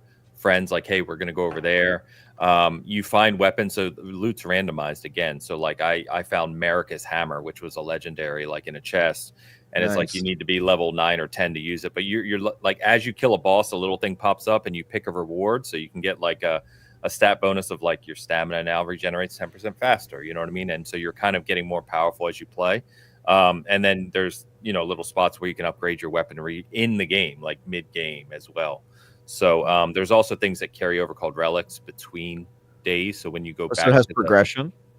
It does have progression. So you finish your run, whether you die or complete the cycle, whatever, you go back to Round Table Hold, and it's like a modified Round Table Hold. There's new people there. It's a different layout, etc. And then you can just jump back in. So that's what I need to see more of, like those relics and the other things. Like how does that continue over time? So I don't know. It was definitely fun. It's going to be interesting. I can't tell where it's going to land. But it was neat. Proc says, someone asked me a question. How long is a day-night cycle in real time? So I think my matches maybe ran about 15 to 20 minutes, as Travis was saying, right? That seems about probably the target. I joined with this one random. You're supposed to have 3 people. The third didn't join. It was just me and this other person, but this other person clearly knew what they were doing. So I just kind of followed them, and we were just wrecking everything. And we got to the end of day 2, and that was probably about 20 minutes. So I think if you do a full 3-day cycle, you're maybe at half an hour. Yeah, something like that, which sounds about right. That sounds fun to me, man. That sounds fun. Yeah. It sounds like kind of a niche that doesn't exist right now that I would really love to see filled. Yeah, it's neat. Souls Royale. Yeah, Souls Royale. Yeah, pretty much. Souls like I casual said, like multiplayer. Yeah, that sounds awesome. Hogue, obviously we've talked a ton about this. Like it's not that this is a game for you. I'm not saying that. Oh no, but like this is one where I'm saving my money. Yeah. So for the people who have felt from games or even Elden Ring or whatever is either a little too slow or a little too maybe clunky is not the right word, but that kind of feel. It's faster than that. It's much more action focused than your traditional Elden Ring or Dark Souls game. Honestly, my only fear with Nightreign is that it is going to be so popular to such a big casual audience that it will make traditional Souls likes way less appealing. Don't say that. That is like my actual fear, because I could see this becoming the like, oh well, why do I have to put up with all those cutscenes and stories and walking around the world and putting down summoning signs when I can just hop in and like get that instant gratification without all that setup and foreplay.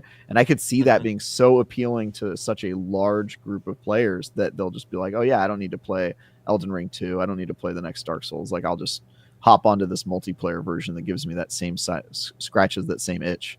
I could see that happening, honestly. We are so many notches past oversaturation on Souls games that to get down to a level where you would not have enough to play is insanity. No, I'm just saying that they would make their own genre irrelevant to a large quantity of players, and then that means that you get fewer of them, which maybe is not the worst thing in the world, but I can see that market shrinking a little bit on like traditional Souls likes if this is that popular. Yeah, and then everyone's going to start making Souls Royales, and we're going to end up exactly. in the same spot. And I don't want more Souls Royales. You know what I mean? Like if you had to, it feels like it is a super cool, interesting kind of twist on the series. But if it were super popular, I think that would be annoying. that would be like kind of annoying, So that's how I feel about it. Elu said this sounds like Electronic Arts style thinking.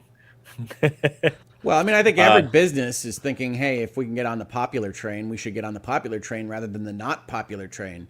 But I think we have so many Souls entries, at least some of which we may wind up one day talking about when we talk about the state of play, that I think we don't have to worry about Souls games going away for the foreseeable future. Certainly not. Yeah. I would also say that Miyazaki doesn't miss. Trust in the Lord. KCD2 or Elden Ring? Stop it. KCD2. It's Elden Ring, but That's not fair. That's not nice. I mean, I don't you're know, the one who man. said I it was might be on generational KCD2, KCD2, so you know. Oh, Yeah, I no. don't Hogue know. said it's generational. I did.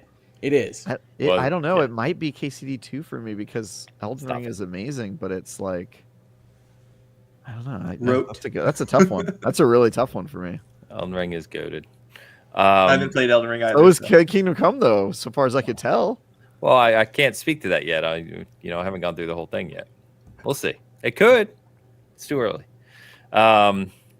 Painful Discourse said, "Oh, you went to go this one, Travis," but kind of goes back to Discord offers. What were these again? PLNs. Polish marks. Let's just go with that. 10 of those, and writes, beat Elden Ring Nightreign with all classes. Surprised I liked it. I think that's Elden Ring Nightreign. That is a crazy way to annotate it, but I'm going to go Zlotys, by the way. Polish Zlotys.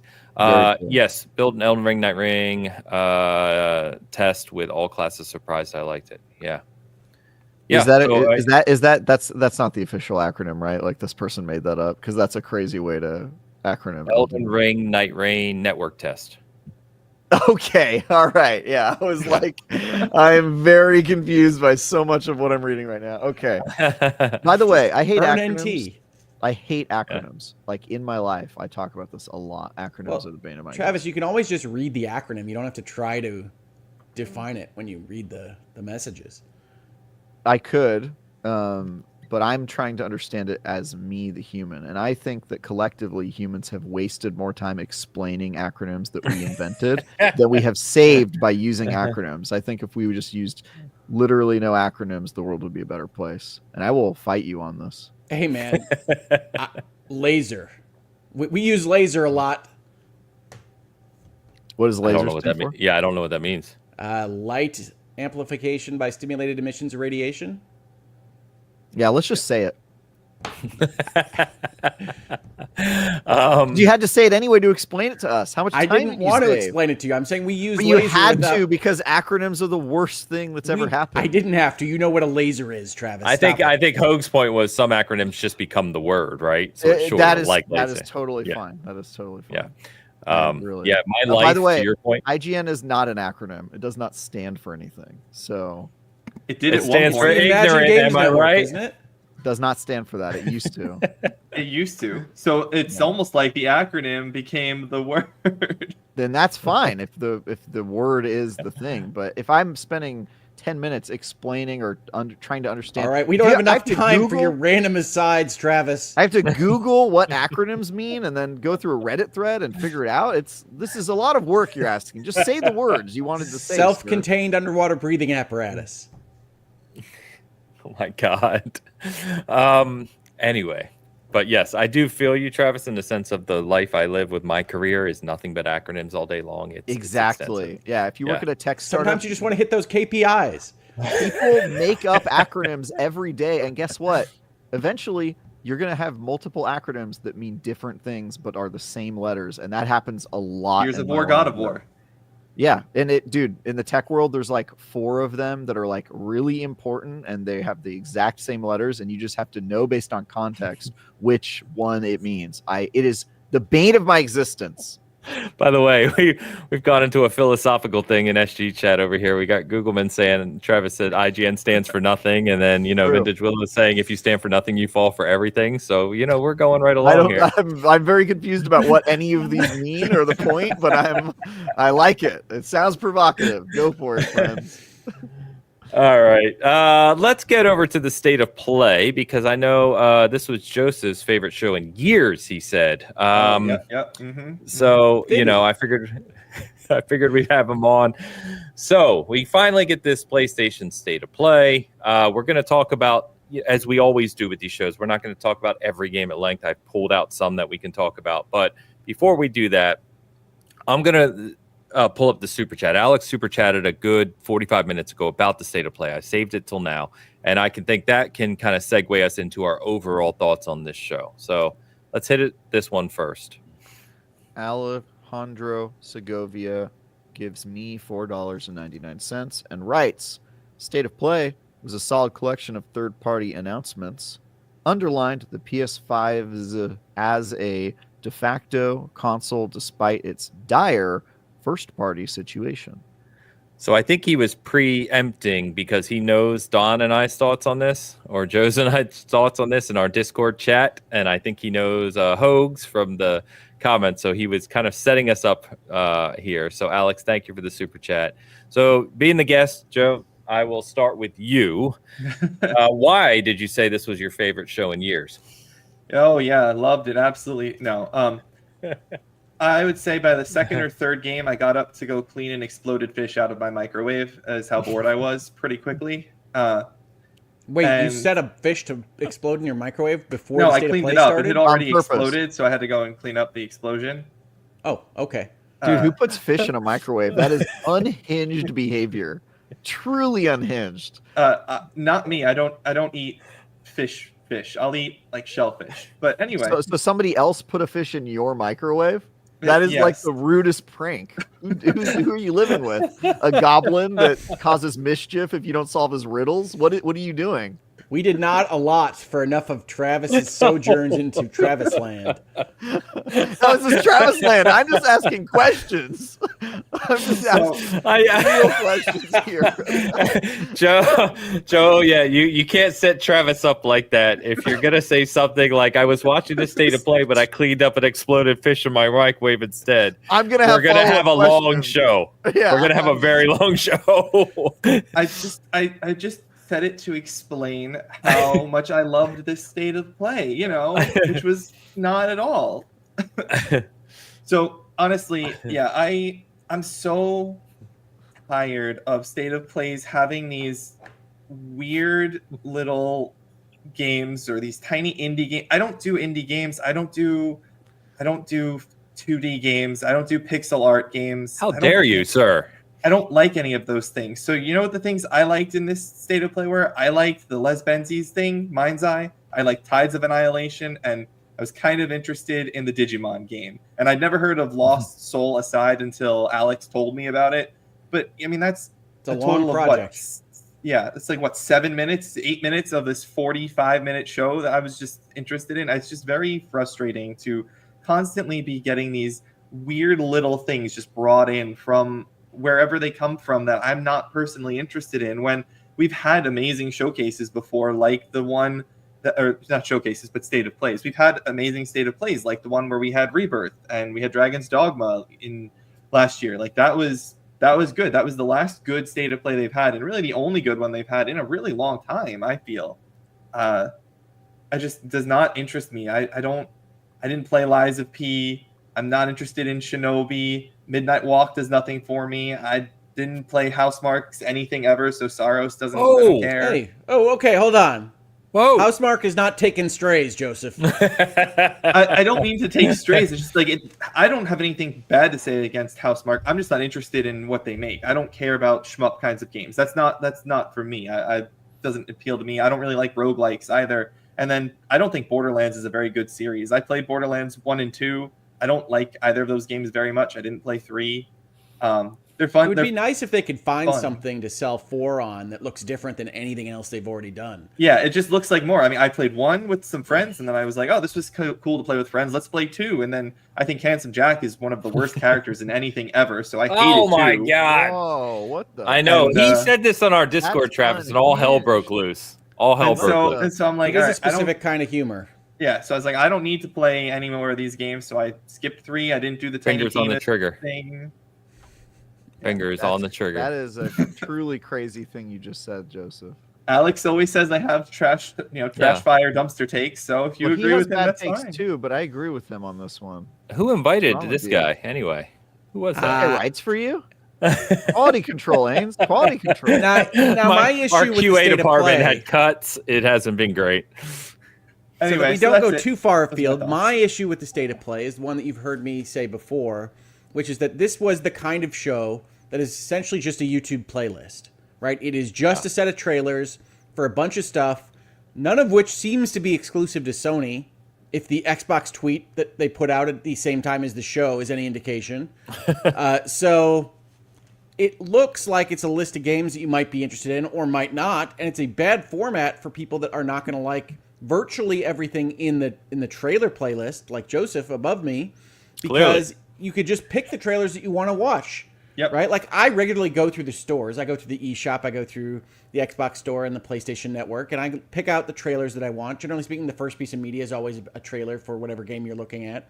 And you watch those trailers. So there's not that kind of joy that you might have had with just a trailer list when that material wasn't as available to you before YouTube or whenever you want to think of. So I find this type of show to be very uninspiring. I agree with Alex's earlier super chat, which is to say this is very indicative of the fact that Sony doesn't have much ready to go. Even their big announcement, right? Their mic drop was Housemarque, which was at least once a niche property. I think Returnal is the best game of the current PlayStation generation, so I'm very excited about a successor to it. But that's their mic drop, and it's a rendered video for a game that doesn't come out this year, announced in February. This is not an October state of play. This is telling you that don't even think about getting excited for this thing for a long, long time yet, when we're in the midst of a February where I can't even keep up with all the games that are releasing. So it's a state of play where there are things to pick out that I think are interesting things to look forward to. I think Hell Is Us continues to look great, even though I don't like the Deus Ex voice actor. He has a very specific voice, so I don't like him in other things. It's always bothered me, even when he appears in live action. I think he's a live action actor in certain things. So I don't like that particular actor. That's really neither here nor there for how the game might ultimately be. But he was announced as the main character for Hell Is Us. I still like the look of that game. The Leslie Benzies game, Mind's Eye, I actually think looks pretty bad. I think we give it a lot of credit for his pedigree. And I think that there are interesting things in that trailer. But it looks fairly junky to me. It looks unpolished. I know it's a trailer. I know it's whenever it's coming out. It's not tomorrow. But it doesn't look ready for prime time. It apparently is coming out this summer, according to the... Yeah, so I went through and found all the release dates that we have, and there's a extended PlayStation blog on this one, and it says summer of this year. Okay, it doesn't look like summer to me, but maybe it's just gonna release at that level of junk, which is fine. You know, do what you do. Leslie Benzies has a well-earned reputation in the industry, both on the positive and negative side. And I hope the game turns out great. I know I saw a lot of people talking about it because it does seem like an ambitious cyberpunk-esque action-adventure game. It just, everything that they showed didn't look like it was actually polished and ready for primetime, to me. But the reveal trailer is just a reveal of it. Like, we didn't know anything about this game before, and so I would say if it still looks that way after we see it again, I would have more concerns over it. But, you know, this is the guy who managed to get Red Dead Redemption out at all with paper clips and glue I mean it. in the back end. He's got a well-earned reputation for getting games done. I get that. So I had written in my note Mid's-Eye because it looks like that to me. It looks very middle of the road. Well, there's a couple games. So one, I generally agree. I want to see it again in kind of a better context. But I agree with you, Hogan, that this didn't super impress me in terms of the showing we saw here. There are a couple games they have dedicated PlayStation blog and updates on the site. This is one of them. The link's in for you guys. The link's right there for it. So we'll see how this shapes up. But I too was surprised it said summer of this year. Summer of this year is only 3 months away. So, or 3 or 4 months away. That doesn't feel like a lot of time. Well, the top of it, you could probably get away with a release for summer in like September. Or they'll push it to fall. Yeah, as we know. But yeah, I'm with you guys. I wasn't as negative. So, Joe, it's funny because like I joke that I can often find a lot of games that I like or will like to some degree. And I felt this show had a lot of games that I am going to play or try. But I think exactly what Hogue said, Alex said, this was very, very clear that this made clear that PlayStation's roadmap of the PlayStation 5 generation has completely fallen apart. And we've talked about that on the show many times now. We've talked about the live service stuff. We've talked about Jim Ryan and Holst and the investment. But to Hogue's point, when you have one PlayStation game and it's very clear that you really didn't have anything to show outside of maybe Ghost of Yotei, which they've already shown, you stuff Housemarque's next game at the end of this with a CGI trailer that could be up to 2 years away from releasing. It's very clear that the wheels have kind of fallen off from a first-party development perspective. Yeah, and I'm excited about Housemarque's next game. I think they that'll knocked it out of the park with Returnal. I'll be that day one. I mean, I adore Returnal. It's amazing. So I'm all about Housemarque's next game, but it's just that is demonstrative of what this show was, which, as I think you rightly said, Hogue, I agree with you almost 100%. This was just a list of YouTube trailers. And there's not anything necessarily wrong with that, but when you're going to build up and say this is a PlayStation state of play, I think, like we've done, we were talking about how good the recent Xbox shows have been, especially these developer directs where you pick specific Xbox games and you give us information and details and deep dives on them. I adore that format. This is the opposite of that. I mean, this is just like here, look at this crap that's coming to our platform. That's also coming to other platforms. Well, look, I mean, the winner of the Xbox showcase was Expedition 33 to me. I've already pre-ordered that. I pre-ordered it on my PlayStation 5, so Sony doesn't give a crap. They don't care where I learned about that game. That's fine. But yes, this was just a list of games. I think they're all coming to Xbox, or at least most of them. Everything but the Housemarque game. And so it's just not that exciting other than and the here Days are games. Gone remaster. Oh, yes. We could talk about Days Gone. These are just games that you might be playing in 2025. That's fine from a certain point of view. That is a state of play. But it's not any reason to necessarily get a PlayStation. Sony doesn't care, right? Their numbers already came out. They're selling boxes like hotcakes. Good for them. I'm not here to tell you you're doing your business wrong. I'm just here to say, for spending my 40 minutes time, I could have just picked out the 5 games that I was most interested in, watched those trailers on my own time, and you could have not wasted my time with a timer and setting up that I would be interested in this.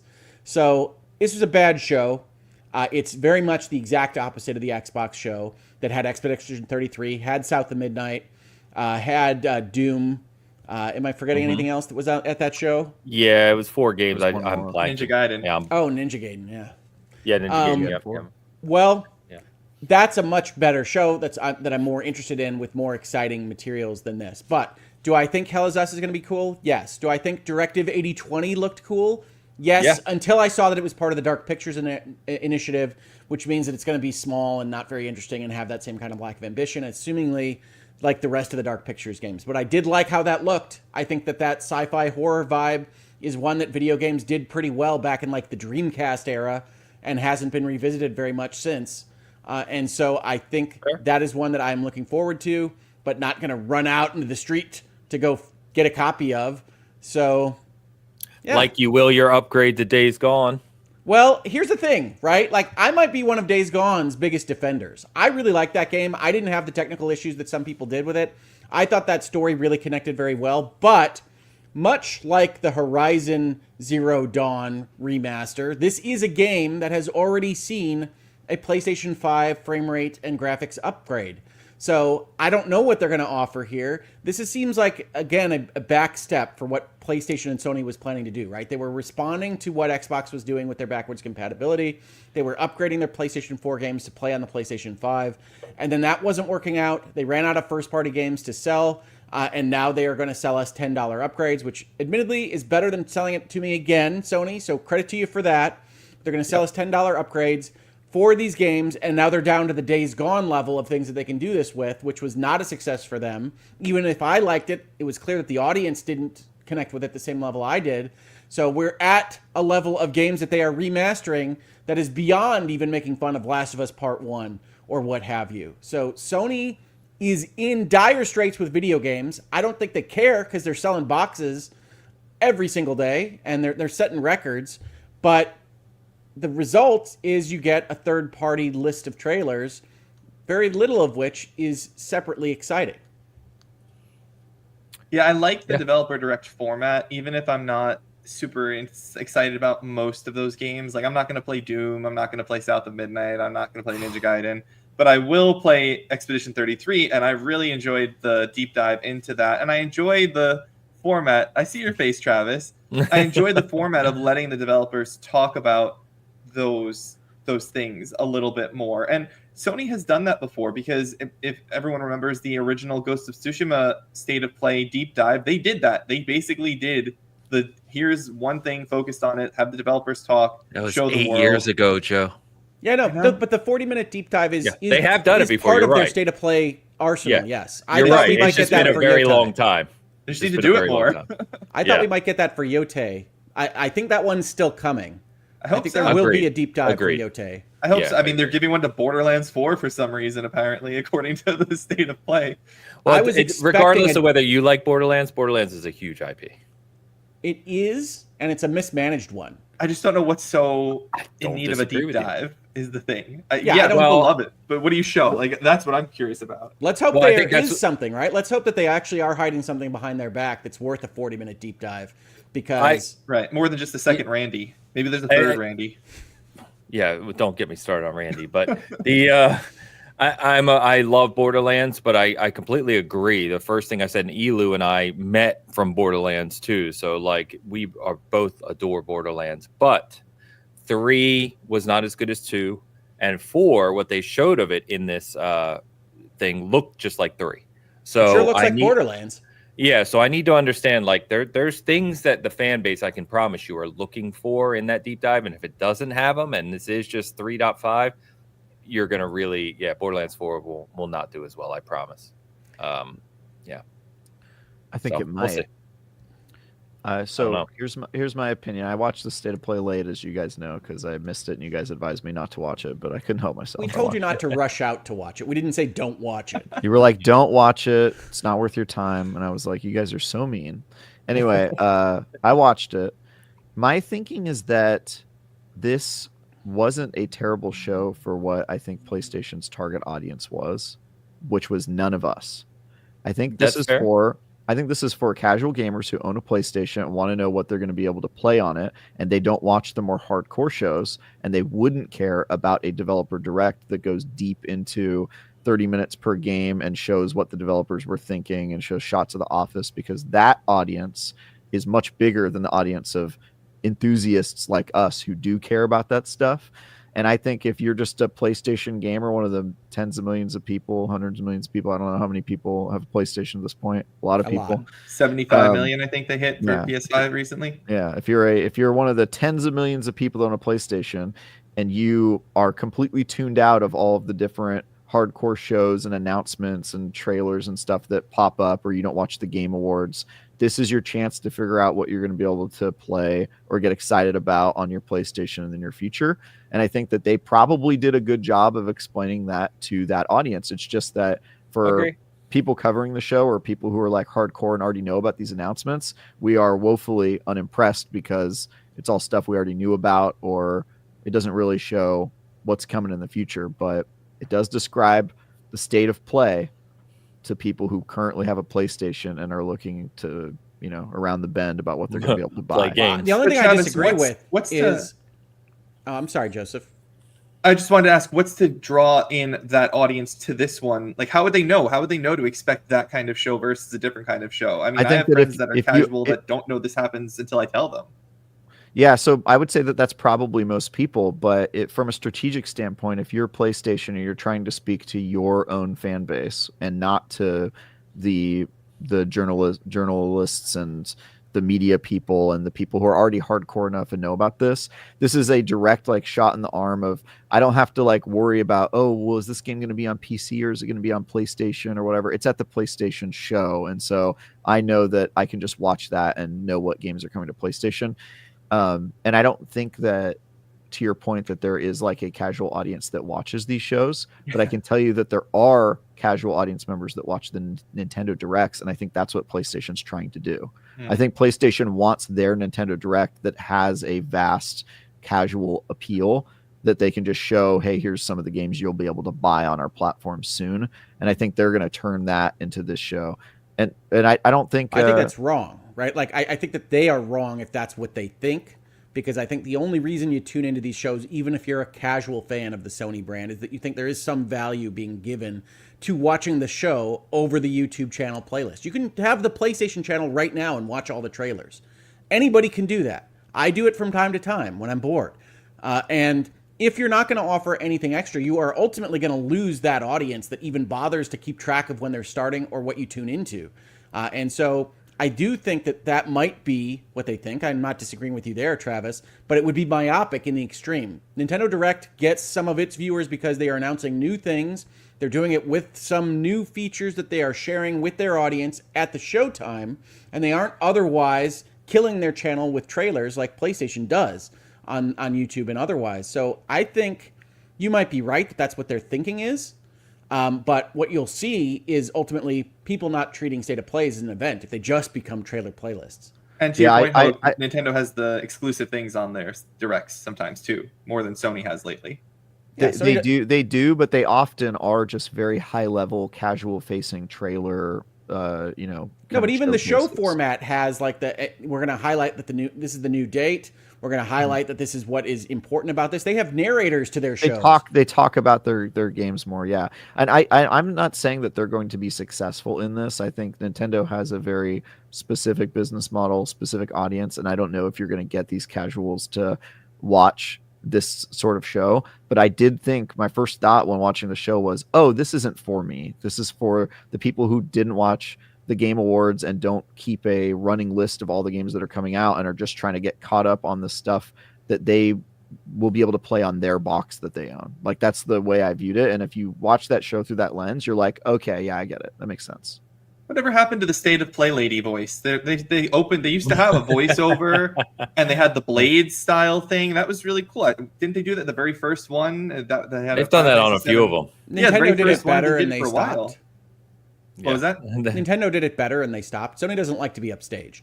Yeah, I guess that's true. I like the State of Play lady voice. That was cool. It was like it added a little bit of flair to the show. That was not just the trailer list. The way that because the criticism of the showcases that we had at E3 or or the Summer Game Fest and all that is that it is just trailer after trailer after trailer, and the voices and the developers add a little bit of flair to it. And as much as it's nice to see Shawnee, I don't know how to say her name, Benson pop up at the end of it before they show the Returnal follow-up game. Like that's pretty much it. Like we don't get a lot of that. And maybe they're aiming for what Travis is talking about. Maybe they just are a little aimless.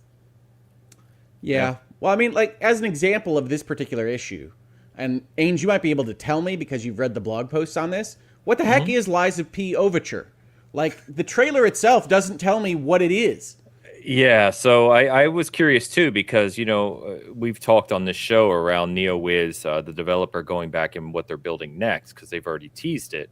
So it's kind of interesting to see DLC for this. So apparently this is just a small expansion to that game. It's coming out this summer, and it goes back. It's a kind of a prequel within the game. So it goes back in time before the city in the game, Krat, collapses. So I don't know what the story is going to be, but it's just more Lies of P, I guess, to hold people over. Lies of P became, if you're not aware, Hogue, Lies of P has become I would say anecdotally, the biggest Souls non-Souls game. There is a hardcore community that adores Lies of P. The collector's edition goes for big money nowadays. Like really? Yes, there's a community that adores the game. I like Lies of P. I didn't jump out at me as something that would be a world burner. I haven't finished it. I need to go back to it. But yes, I literally have like a sealed thing over there. I looked up there like $350 on eBay for the game. Quite good. People love this game. But is Overture a DLC? Is it a Game of the Year edition of like the whole thing? What is it? No, it's an expansion to the core game. Prequel DLC, right? Yeah. Mm-hmm. Correct. Yep. And I couldn't tell that from the trailer. Like that's where you could use a little this exclusive expansion or this DLC is available whenever, right? You could use just a little voice for 10 seconds. Casuals don't care about that. They're just going to go. Casuals don't care about what they're buying or when it comes out. They're just going to click on the face of a puppet boy. Travis, you might be underestimating the intelligence level of the rest of the planet Earth. Oh no, I'm lowering it. I'm saying that you're thinking way too you're thinking way too optimistically. I think they're going to click on the boy face and then click on play. I think that's. I mean, the way that the PSN and those other online stores are set up. I mean, if it's not on the front page and that's how people are really finding out that things are available, then nothing's going to sell well ever. Man, I use so many filters and I change so many of the ways that they're like ordered to look. I buy my games physically still, so I don't really use the PSN store. But yeah, I just. That's why he's here. I knew it. I think Sony's wrong if it is exactly as Travis says, because what Travis describes as a casual interaction doesn't make sense for the people that are tuning into a live show at a specific time that Sony tells you to tune into. I think they're watching it on demand. It's on their YouTube I think, show. I think Travis is saying like they do this for the people like us, right? In terms of a premiere, but generally speaking, the show, the blog, all that stuff is accompanying just an after view. It's like you ever watch somebody do something and your first thought was, oh, they're not talking to me, they're talking to them, they're just talking through me. Apparently this is state of play. No, I've never thought they're talking to them. I've never thought that in my life. You've never felt like the end of Assassin's Creed 2 where they're talking to you but they're really talking to the spoilers on the end of Assassin's Creed 2, Travis. I know, right? He's right. That's when Jupiter talks to the player. Exactly. It's like that. It's like they were talking to me, Ezio, and I was like, oh, they're not actually talking to me, Ezio. They're talking to our boy, Miles. What is his name? What's the guy? Desmond. They're talking to Desmond in the future. Miles. You were close. I was Desmond Miles. His last name is Miles. Yeah. I was okay. All right. I was going to say Nolan North. So his last name is Miles. Desmond Miles, and his dad is something Miles. Yeah. Okay. All right. I actually was technically right. I take it back. All right. Speaking of people behind you, I was going to say this entire time as I've been looking at Joseph's camera, I keep thinking he's in the hallway from PT and that door is going to creep open or, something's going to happen. That is a truly unhinged backdrop to do a show on. It is like literally the opposite of what they tell you a set should be, which is like terrible depth of field, dark lighting in the background, lots of room for you to like kind of get lost. It's just where you're right in the middle of it. You look like you're about to get I know, that's what I mean. Like I can't see behind your head, and I'm worried there's something coming down the hallway towards you at any moment. Everything about this setup, to go. There is no other space in this apartment for this desk to go. When I'm in my condo, it'll if you have me on again, or if you ever see the X button when I'm in the condo, it'll be a totally different angle. The vent, the loose wire hanging out of the wall in the background, like all of this is just where's the fish? Where's the fish? Where is the fish? Did he survive? We're not going to get guests anymore. I know. He's part of SG. He knows we're messing around. Why are we doing the show if I can't roast random people who take their time and valuable time to come on our show? Huh? I had nothing else to do today. There we go. In all seriousness, so we've kind of ranted about the show format and stuff, but there are, just for the people watching, right? If you're catching up on this late or you haven't watched it, go to PlayStation Blog first. They have their own summary of this show with all the trailers. And to these guys' point, you can pick out the games you want to learn more about. There are games here that I'm definitely very interested in. Yeah. And there are a few of the games, Mind's Eye, Tides of Annihilation, a couple others that have their own blog posts. Soros, I believe, has its own blog post as well to kind of talk about what Housemarque is doing post Returnal. They actually said that they didn't want to create a sequel to Returnal because they think Returnal should stand on its own. So this is, plays, I think, in that space, but it's not actually Returnal. It's a spiritual successor. It's clear that they're going to make a Returnal game, but they didn't want to go with that plot. Yeah, and obviously the main character, whose name is Arjun Devraj, which I just found funny because I literally work with people named Arjun and Devraj, is played by Rahul Kohli, of course, the well-known actor. From iZombie, yes. Everybody's favorite supernatural comedy, iZombie. Zombie. I was thinking of Midnight Mass and some of the bigger shows on Netflix, but he's in some other stuff too, but he's predominantly in iZombie. Fair enough. Check it out from the maker of Veronica Mars. Enjoy. He's jumping all over. The one game that Eric called out in our chat, which I wanted to mention too, was Darwin's Paradox, which looks hilarious. If you didn't see that trailer, that game looks like Abe's Odyssey. Can we be clear? Like, that is definitely an octopus playing Abe's Odyssey, yes? It looks like it, yeah, but it looks funny. So, it's fair. Come on. Angry Octopus. Angry Octopus, Happy Octopus. What is that from, by the way? It looks very familiar. It does. I don't know what it's actually from. I got it for my girlfriend when I was in Canada actually in Edmonton. Speaking of Edmonton, earlier in 2023. So I don't know what That it's did from. not We help just me got it at in a all. store. Huh? I said that didn't help me at all. Until No, what it's from. just an octopus. I don't. It was in one of the stores in the famous Edmonton Mall that's got like a swimming pool and a water park in it. And yeah. Oh, okay. Go swimming at the mall. Cool. No, It's enormous.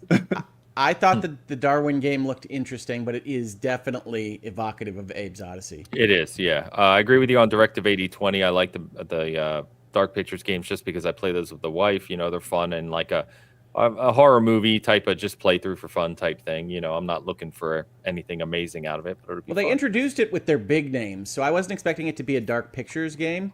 I hadn't heard of this one before, so if anybody did know about it already, they said from the makers of Until Dawn and The Quarry, which are their big games. Those are the bigger versions of this. Yeah, and Dark Pictures are shorter. That's fair, yeah, and you know they've tried to evolve those a little bit over the time. What's the last one I just played? Wasn't Quarry? What was their most recent Frank Stone. one? That's right, Castle of Frank Stone, which I don't know. It didn't do a whole lot for me. I felt like that one, but I like Dead by Daylight as a universe. Yeah, okay. That's fair. Hell is Us could be really good. You know, we'll see. I don't know. It looks like it could be good. We'll see. That comes out September 4th, by the way. Yep, we got a release date. Yep. And we did get a few release dates. So Shinobi's August 29th. This Midnight Walk, which, by the way, is one of those PS5/PSVR 2 titles. That's May 8th. We got a Borderlands 4 release date, which is actually kind of big news. Well, I mean, that sets the outside fence for Grand Theft Auto 6, which ain't coming this year, folks. But it is definitely not coming before Borderlands 4. So if you're excited for that, don't look for it any time before October at the earliest. How has nobody made a bet with Hogue about Grand Theft Auto 6 yet arriving this year? I mean, are you guys that uncertain it's coming? Come on. Yes.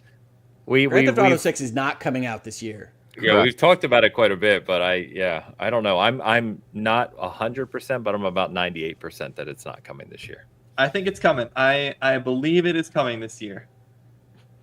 All right. I like that optimism. Welcome to the industry. You stay with that positivity. Yeah. I generally don't believe things are coming when they say they are. I do think that this one will make it. You think the one trailer we saw a year ago was enough to... More than a year ago. Yeah. More than a year, yeah. Totally. I think it's coming. Unless they're lying to their shareholders on these reports saying that it's still coming this year. They're not lying, Joseph. You've listened to Virtual Legality. They're not lying. It's just that the current thinking inside the four walls of the office are that they could still possibly hit this year. So they don't have to change their directive to their investors yet. Don, let's talk after the show. I have an exciting investment opportunity for you. Is it a bridge in New York? I wonder if that's why Mind's Eye, with Leslie Benzies, of course, is aiming for this summer to try and preemptive GTA 6. Not that any other game will mess with what GTA 6 is going to do. Take-Two is interesting on all this stuff, right? Like, they have a lot of games coming out this year that they're trying to position in these various spots. They've still got Mafia. They've got Borderlands 4. Grand Theft Auto is going somewhere. I suspect quarter 1/2 of 2026. I hope Mafia is good. I really hope they do a good job on this one. Mafia is going to be awesome. Joseph, if you feel positive about Mafia the Old Country, that is going to be a banger. I do feel positive about it. I do feel positive. I think that that they have enough time and talent to really fix all of the problems that the other games have and continue their trend of having really good stories and hopefully make the games feel better to play. Hangar 13 knocked it out of the park with the story of 3. They are going to kill it with Old Country. I really loved that story. I thought that the cut it to the future with the older priest and the telling of that story and then cutting to Donovan and the hearings. I haven't played it yet. Cool. I haven't played it yet, Joe. He's still got his shrink wrap. He's format. going to play it any day now. I'd say what he's talking about. That's the framing device, Ains. He hasn't spoiled anything. Okay, I didn't know. Yeah, he hasn't opened the box. He still doesn't know the spoiler of what the game is. I'm getting there, dude. It's stored away over there somewhere. You're getting there. You're gonna open that box at the same time. I've got a nice Italian pastry I'm gonna add to my bakery in honor of Y'all Mafia are talking 3. about killing the Pope in Assassin's Creed 2, and we can't talk about even the opening scenes of Mafia 3. So long ago. It was you kill the Pope? I haven't played. I'm still on 1, guys. Calm down. Where's that one Assassin's Creed remake? 2 they came talked out when I about was in for college. that? All right, that is a very long time ago. Yeah, Oh my God. 2009, right? So Yeah, Assassin's Creed 2? I was 18. It was 8, wasn't it? Or 7? no, 7 is 1. Oh, 7's 1. Okay, yeah. I was Yeah. gonna say 2007 was that year that the ridiculous year where like Yeah. all the IPs came out. Yeah, they skipped 8, and then it was 9, 10, 11, 12, 13, 14, 15, and then I think they skipped 16 and 7. And then they came back Ragnarok. 17. Speaking of games coming out, though, we do have Shadows coming out next month. That'll be fun. We So got excited. Split Fiction. Shadows? Before the Fiction. end of the month, we have Pirates and Yakuza together again at last. And Monster Hunter Wilds. I would be remiss Yes, there's if a I didn't small mention game it. from Capcom coming out that's probably I going to be know. popular amongst a few. Yeah, a Niche handful audience. of people. Yeah. But yeah, I regardless of what we thought of the state of play overall, we are buried in games right now. There are good games in kind of all facets for people to enjoy right now. I'm knee deep. I'm more than knee deep. I'm neck deep in Kingdom Come Deliverance 2. I played Avowed for a couple hours to talk about it today, but I'm going right back to Kingdom Come Deliverance 2. And I don't see me kind of coming off of that for a while. So I did get to play another game in preview. I don't think I can talk about it, though, yet. But soon, a multiplayer game that's coming. And then, Monster Hunter Wilds. You talked about Civ 7. We've got Split Fiction. Looks amazing, and I'm sure they're going to hit that one. And then Assassin's Creed Shadows. There was a new Assassin's Creed Shadows trailer this week, by the way, if you missed that. So you can check that out. Yeah, and some odd quotes. I am very excited about that game, but Ubisoft coming out by saying if you don't like one of the protagonists, you're not going to miss anything by never playing as them is a strange thing to say about your new product. I didn't realize they said that. That is an odd thing to say. I think that's good, though. It's a strange thing to say, but it's good. I think it's good because I don't really plan to play as Yasuke. I'm going to stick as Naoe because I like the assassin-y part of the Assassin's Creed games. Even as Cassandra or Eivor. I guess I'm not saying it's bad that it exists that way right now. I think it's bad to design it that way to begin with, right? Like, I wouldn't separate out into two characters that are both going to be available to you if you never need to play as both characters. I would put all my resources into one character that plays Assassin's Creed. That's a weird quote because I swear when I was in that demonstration, you can kind of do missions either, right? They give you the option of who you want to do the mission.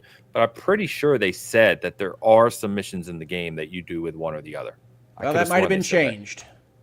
Maybe. I don't yeah, think I don't that's know. that bad though, because it's like it doesn't mean that they can't still be an integral part of the story. You just don't play as them during the missions. Yeah, they showed that. There's like story and Yeah. narrative where they're both involved, cinematics with both of them, even if you're not playing as them. I'm going to be playing Shadows like it's For Honor, all right? I'm going to be walking around with my big boy samurai, and I'm just going to go... just smash everything. That's how real samurai do things, all right?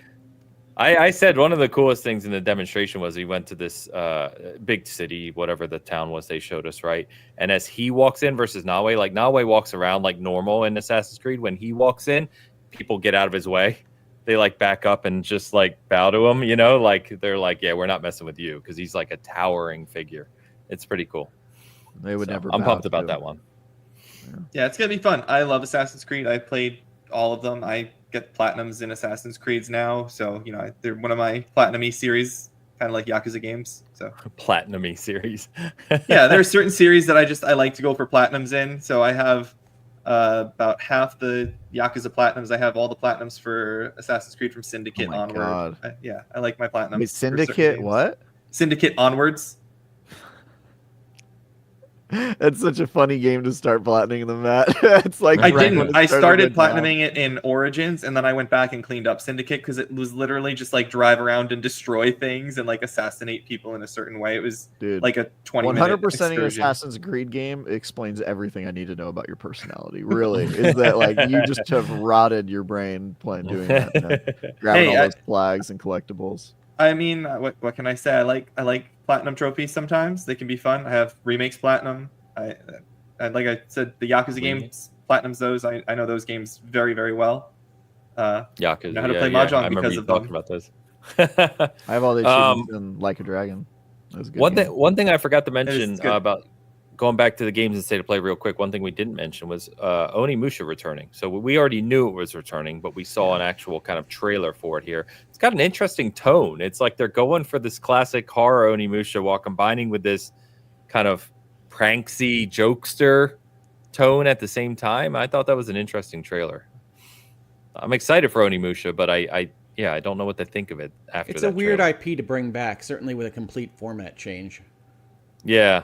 So we'll have to see. But I loved Onimusha back in the day, but we're talking about a very long time ago at this point. So I think anybody can look at that state of play and pick out something that they might otherwise like. There was 100 games. There were a bunch of different genres and types. I just don't think it's a worthwhile expenditure of your 40 minutes because there's going to be a waste of your time. Yeah, that's fair. Like I said, check out the PlayStation blog breakdown because there you can kind of see a little snippet along with all the trailers, so you can find stuff that interests you. It's worth checking out. So the one game I see described the most on my timeline in social media land right now is the girl fighting King Arthur game. Tides of Annihilation. I was just gonna ask if we could talk about Tides of Annihilation a little bit. Thank you for bringing the title there because I knew it wasn't called Girl Fights King Arthur. no, it's one of the. Go ahead. I'm sorry. It reminds me so much of like the original videos for Stellar Blade. Like it's got that super flashy cartoon, female-led A little less fighting booty monsters focused, in though, Futureland. A little less booty focused. Well, we don't know. We don't I mean, know in how the much trailer, booty's literally gonna in be the Tides of trailer. Annihilation. In the trailer of the reveal of Stellar Blade, I'm pretty sure it opens on a shot of her butt. So Tides of Annihilation They know is their one of the audience. big. It's one of the bigger ones they showed in the sense of it has its own blog post and kind of description. So this is it's playing in a few things. It's Eclipse Glow Studio, by the way. I hadn't heard of them previously. Basically what they say, it says, was inspired by a straightforward idea to capture the thrill of fighting alongside trusted allies in a single player experience. So here's the actual description of the game, by the way. That's a sentence that says nothing, by the way, for what it's worth. Agreed. Players will take on the role of Gwendolyn, who wields the power of a mysterious gray fog that can manifest two spectral knights at her side. Each knight has a distinct combat role. Whether it's charging into battle, defending against attacks, or unleashing devastating combos, players will need to strategically choose which knights to summon based on their preferred gameplay style. And it takes place in two worlds: modern London, that is kind of like, broken London, if you will, and a medieval fantasy realm that are connected. So you kind of play between the two realms. So it looks like a mashup of various games, like action, fantasy, kind of all mixed together. It looks interesting, if nothing else. I saw a lot of people talking about it. I don't have enough to go on yet. It seemed like a flashy Asian action game. Yep. They did release an 11-minute extended gameplay trailer, Hogue. Okay. They did. And it's got the, it's got the boss battle with the Souls music and the big, it health looked like that bar kind of thing. Yeah. So, which, it interests me. But again, there's more info on the PlayStation blog if you want to check that out. So, you got a lot of Avowed fights coming, Ains, that have bosses with big health bars at the top of your screen. If that makes you feel better, they're there. You can kill them in a couple seconds, though. I'm in KCD2 land for now. I'm still back in Bohemia. I'm good. So no health bars there. You really just have to guess how many times you got to bonk this guy on his dumb helmet to kill him. They get kind of bloody, Travis. You can, in that game, I'm pretty sure you can see how they're like, kind of like the monsters in Monster Hunter, where they kind of like start limping and they're, they start limping the second you hit them one time, and then they get no worse. So you just have to guess. Now they have a health bar on your stat screen in KCD2. Yeah, you have right a health bar. The enemies. Yes. Do you not know how to read your status bar in that game?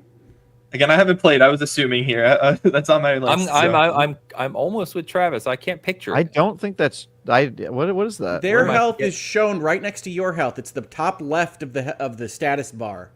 Whoever you're targeting gets their health shown. It might be an option, Hogue, that they could have unchecked or something. You turn on turn it off. Version. Yeah. I have not. I never touch the default options. I want the developers to give me the game they want. Yeah. Yeah, someone said yes, the health bars there. I honestly wasn't aware of that. What I was going to say is that they do get injured more than once. They definitely get bloodier and kind of like They did in the first one. I remember that for sure. And then they end up flailing bar on the is ground. weird, right? Because it's trying to give you stamina for how much health you have. Your health is in the top right. Stamina's across the whole it's bottom. the purple bar to the left? It fills in That's purple. hilarious. I did notice that while I was fighting somebody, and I was like, I wonder what that is. It must be like my armor or something. Like they do not explain that at all. Like that is so funny. If you go and you look at their little UI tips screen, they highlight every single thing that the bar does. I've been reading the UI tips screen like every 5 minutes because every like hour I'm like, what does any of this mean again? Dude, talk about an unintuitive game, but it's No, I'm saying that's he's a right. strength. It's unintuitive because it's doing different things than most other games. I love it because it is such a horribly convoluted and shocking like design at so many levels. But that is so refreshing in this day and age for these sort of. Is it just me? No, I can't hear him either. No, yeah, he's lost it. He's lost it. Your mic kind of died. Oh, that's too bad. Oh, no, now you're back. It was. No, don't tell him. Yeah. It sounded like you were underwater for a few seconds. I was saying like it's very puzzling game design, and they make a lot of decisions that you're just like, what? Like that is terrible, but it's kind of refreshing because so many games have sort of agreed on the right way to do things, and it's nice to have variety. Yeah, I don't think it's bad. I think it's actually very smartly designed, but it does not fall into line with like the AAA, here's how we do things. That enemy health bar is bad. I'm sorry. The enemy health bar is brilliant. It's a pretty bad way to do it. Looking at that bar. In my experience with the first game, they do the things that you expect them to do the right way. Like the buttons that you're pressing are the same buttons. You're not like, it's not B to jump. Again, the first game. I haven't played the second one yet. I'm saying in the first game, it's pretty standard controls, and I'm pretty sure it was space to jump in the first game. If you could even jump, I don't even remember if I could jump in the first. B to jump is crazy. Again, I didn't play the second one yet, Travis. I haven't played the second one, but the general controls, it's like E to do this and F to do that. Isn't that what Breath of the Wild does? I'm almost positive it does. B to jump. Well, first of all, B on the Xbox controller is not the same as B on the Nintendo controller. No. I thought we were talking about same placement. Yeah, same placement. Anyway, I played Kingdom Come on the PC and keyboard. So the point was the buttons E and F and all, like the feel of that was the same, but the other stuff that like Hogue and Travis are talking about that's unintuitive is because they're changing things up with their own approach, but they're not doing the things that you don't go into it saying, I don't know how to play this game. You're going into it, okay, how do I play this game exactly as it needs to be played, even though you can still hit the same buttons and probably get the right effect. Like going into Avowed, I knew exactly what buttons to hit to do everything when I started playing that game. Yeah. And like that was good. There's such different games because one feels like it's like the most polished, and it kind of makes it feel generic in some ways because it is so like derivative of like classic game design, and then Kingdom Come Deliverance 2 just does the exact opposite and somehow manages to be like, actually, that's kind of more interesting because it's so unexpected and different. Yeah, well, and that game design at bare minimum, now you know that they do show you your enemy's health, Travis. There you go. That's pretty cool. Crazy way to do it. Purple's an insane choice, but good job. You're doing. It's like magenta. It's very weird. That whole thing is weird, dude. I mean, as a red-green colorblind individual, I appreciate a purple to help me differentiate. I both played like 30 hours and didn't know that. Like, that's crazy. I just keep hitting them until they're dead. Yeah, it's that simple. Yeah. For the record, that's what I do. That's how they did it in medieval times. I'm engrossed, man. I'm engrossed in this game. It was funny when I first turned on Avowed because you get through that prologue area and you get to the city, and there's like an item sitting on a shelf next to these people, and I'm like, I want to take that. And when did these people leave? Yep. And I'm like, oh, I could just pick it up. I'm like, oh yeah, I'm totally still like in KCD mindset. Like, I'll come back later. That was such a relief to me though, Ains, because I was like, this does not feel like the kind of game that should have a criminal justice system with stealing and all. Like, I didn't want that in this game. No, I agree. It's just a big mindset shift. Oh, for sure. And I'll have to have that mindset shift when I go into KCD 2. But just knowing, because I think there is a stealing and a theft system in Pillars, if memory serves. I think you can like steal. I think that's right. Things, and they get mad at you, and because you can stealth and you like take the things. I don't think they mark as stolen in the way like in Elder Scrolls mark something as stolen. But if someone sees you take a thing that you're not supposed to take, because you can use your other party companions to like distract. Yeah. So So not having that in this system, I was like, good, that is not the kind of thing that I wanted. It gave me exactly what I was looking for when I was playing Avowed in all of those ways. Whereas I'm fully expecting KCD2 to give me what I'm looking for in the full-on sim that it is, because that's what the first one was. I agree there should not be a crime system in Avowed. It would feel super out of place. And you're the envoy, so you should be able to do whatever you want. But I will say, I think they went too far, because you can straight up commit crimes. You can like lockpick people's doors and like break into their personal quarters, and all they'll do is be like, you're not supposed to do that. And then there's like no interaction that you do. And you can like learn like their secrets and stuff, and like find the stuff they're trying to hide. And all they'll do is just be like, like just vaguely kind of like, and then it will not affect the story or anything they say to you. And so it kind of makes your actions feel like they don't matter in some ways. But again, it's really not that type of game, but it's weird. I did have one bug where there was a problem between these two people, and I was able to work it out. And I go over to the one person and say, hey, this can be your solution. And she was like, oh, thank you so much. Here, I'd give you a reward, but all I have is the armor that was in that chest, and you already took it. I was like, I didn't. What are you talking about? I didn't take anything. And I went over to the chest, and it was still completely locked, and it didn't even have a lock picking option. It was just you only could, because a few things only can be opened with keys, and it was like open with so and so's key. And I was like, okay, hit the button. Like, I don't have the key. I didn't unlock it. What happened?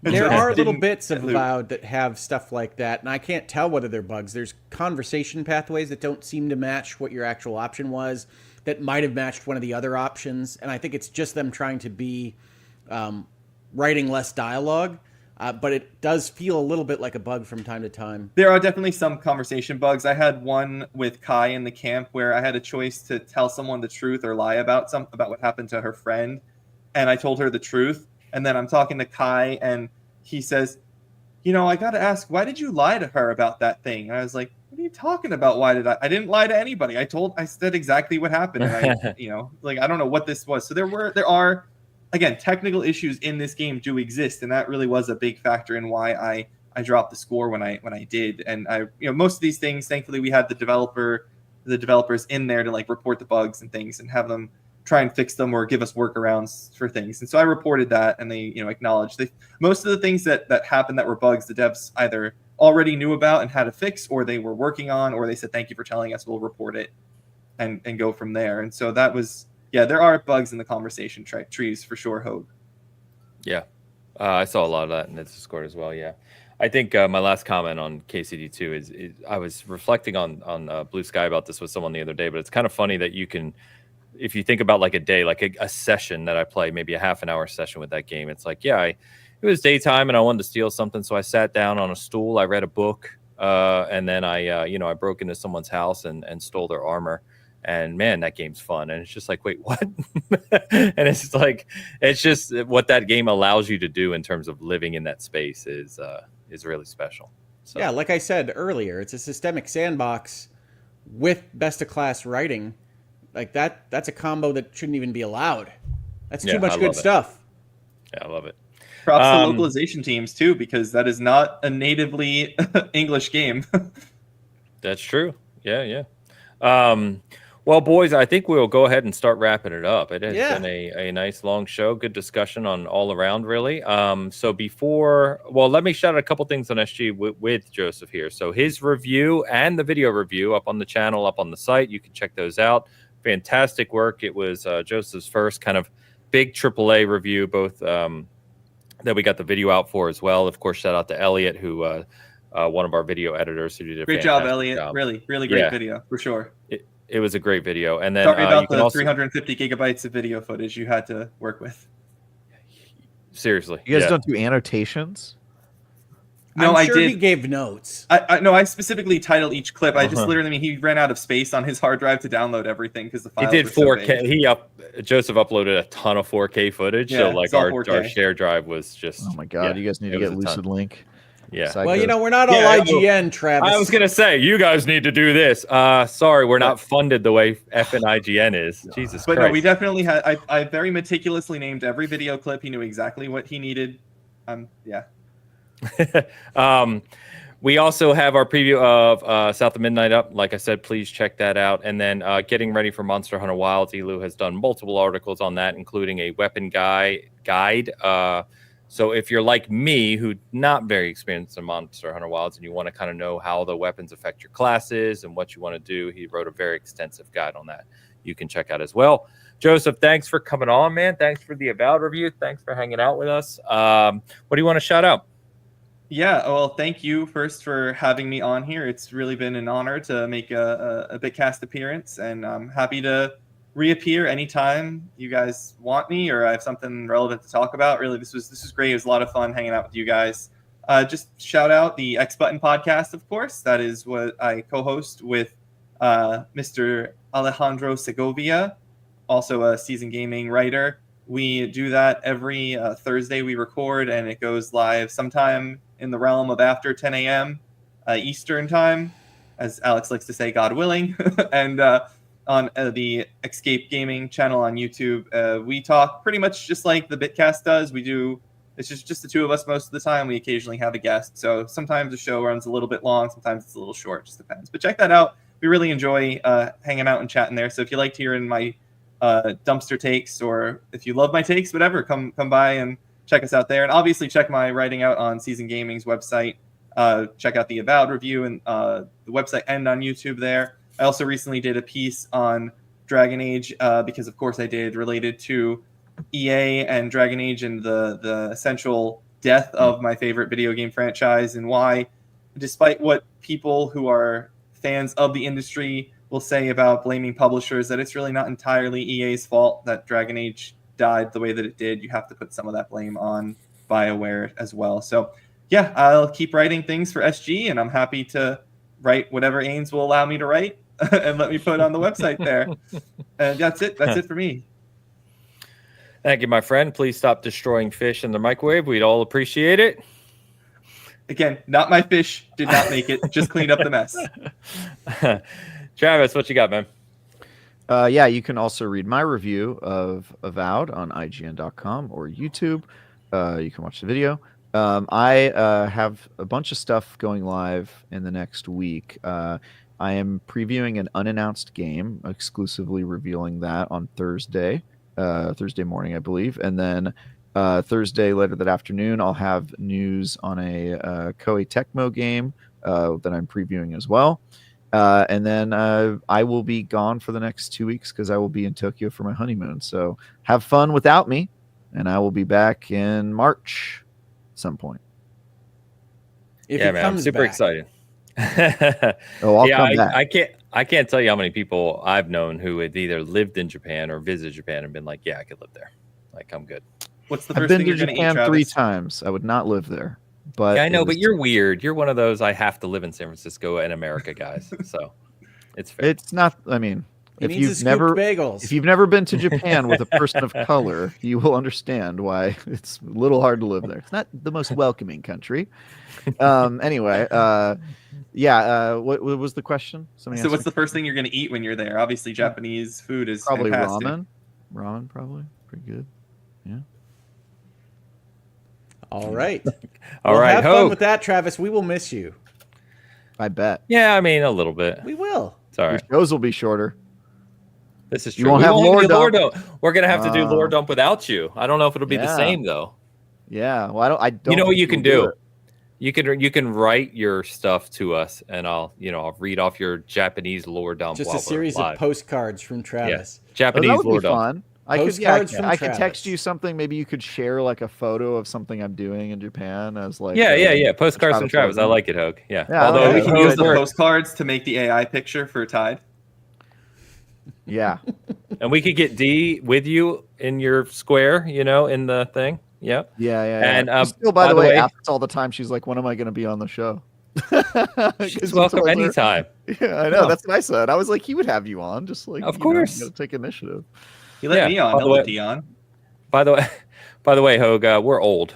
We're still thinking postcards. It's postcards still exist. They still sell those at tourist locations. Exist, but yeah, I don't know if it's the same nowadays. Yeah, I don't. Anyway, Lawman, what you got?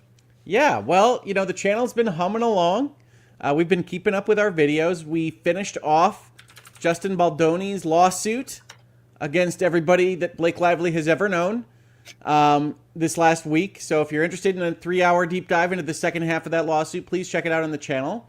We did a Virtual Legality episode on Roblox being investigated by the SEC and what that means and doesn't mean with respect to that gaming company, which is a bigger story, I think, than we usually talk about. Roblox, very, very popular. A lot of money involved.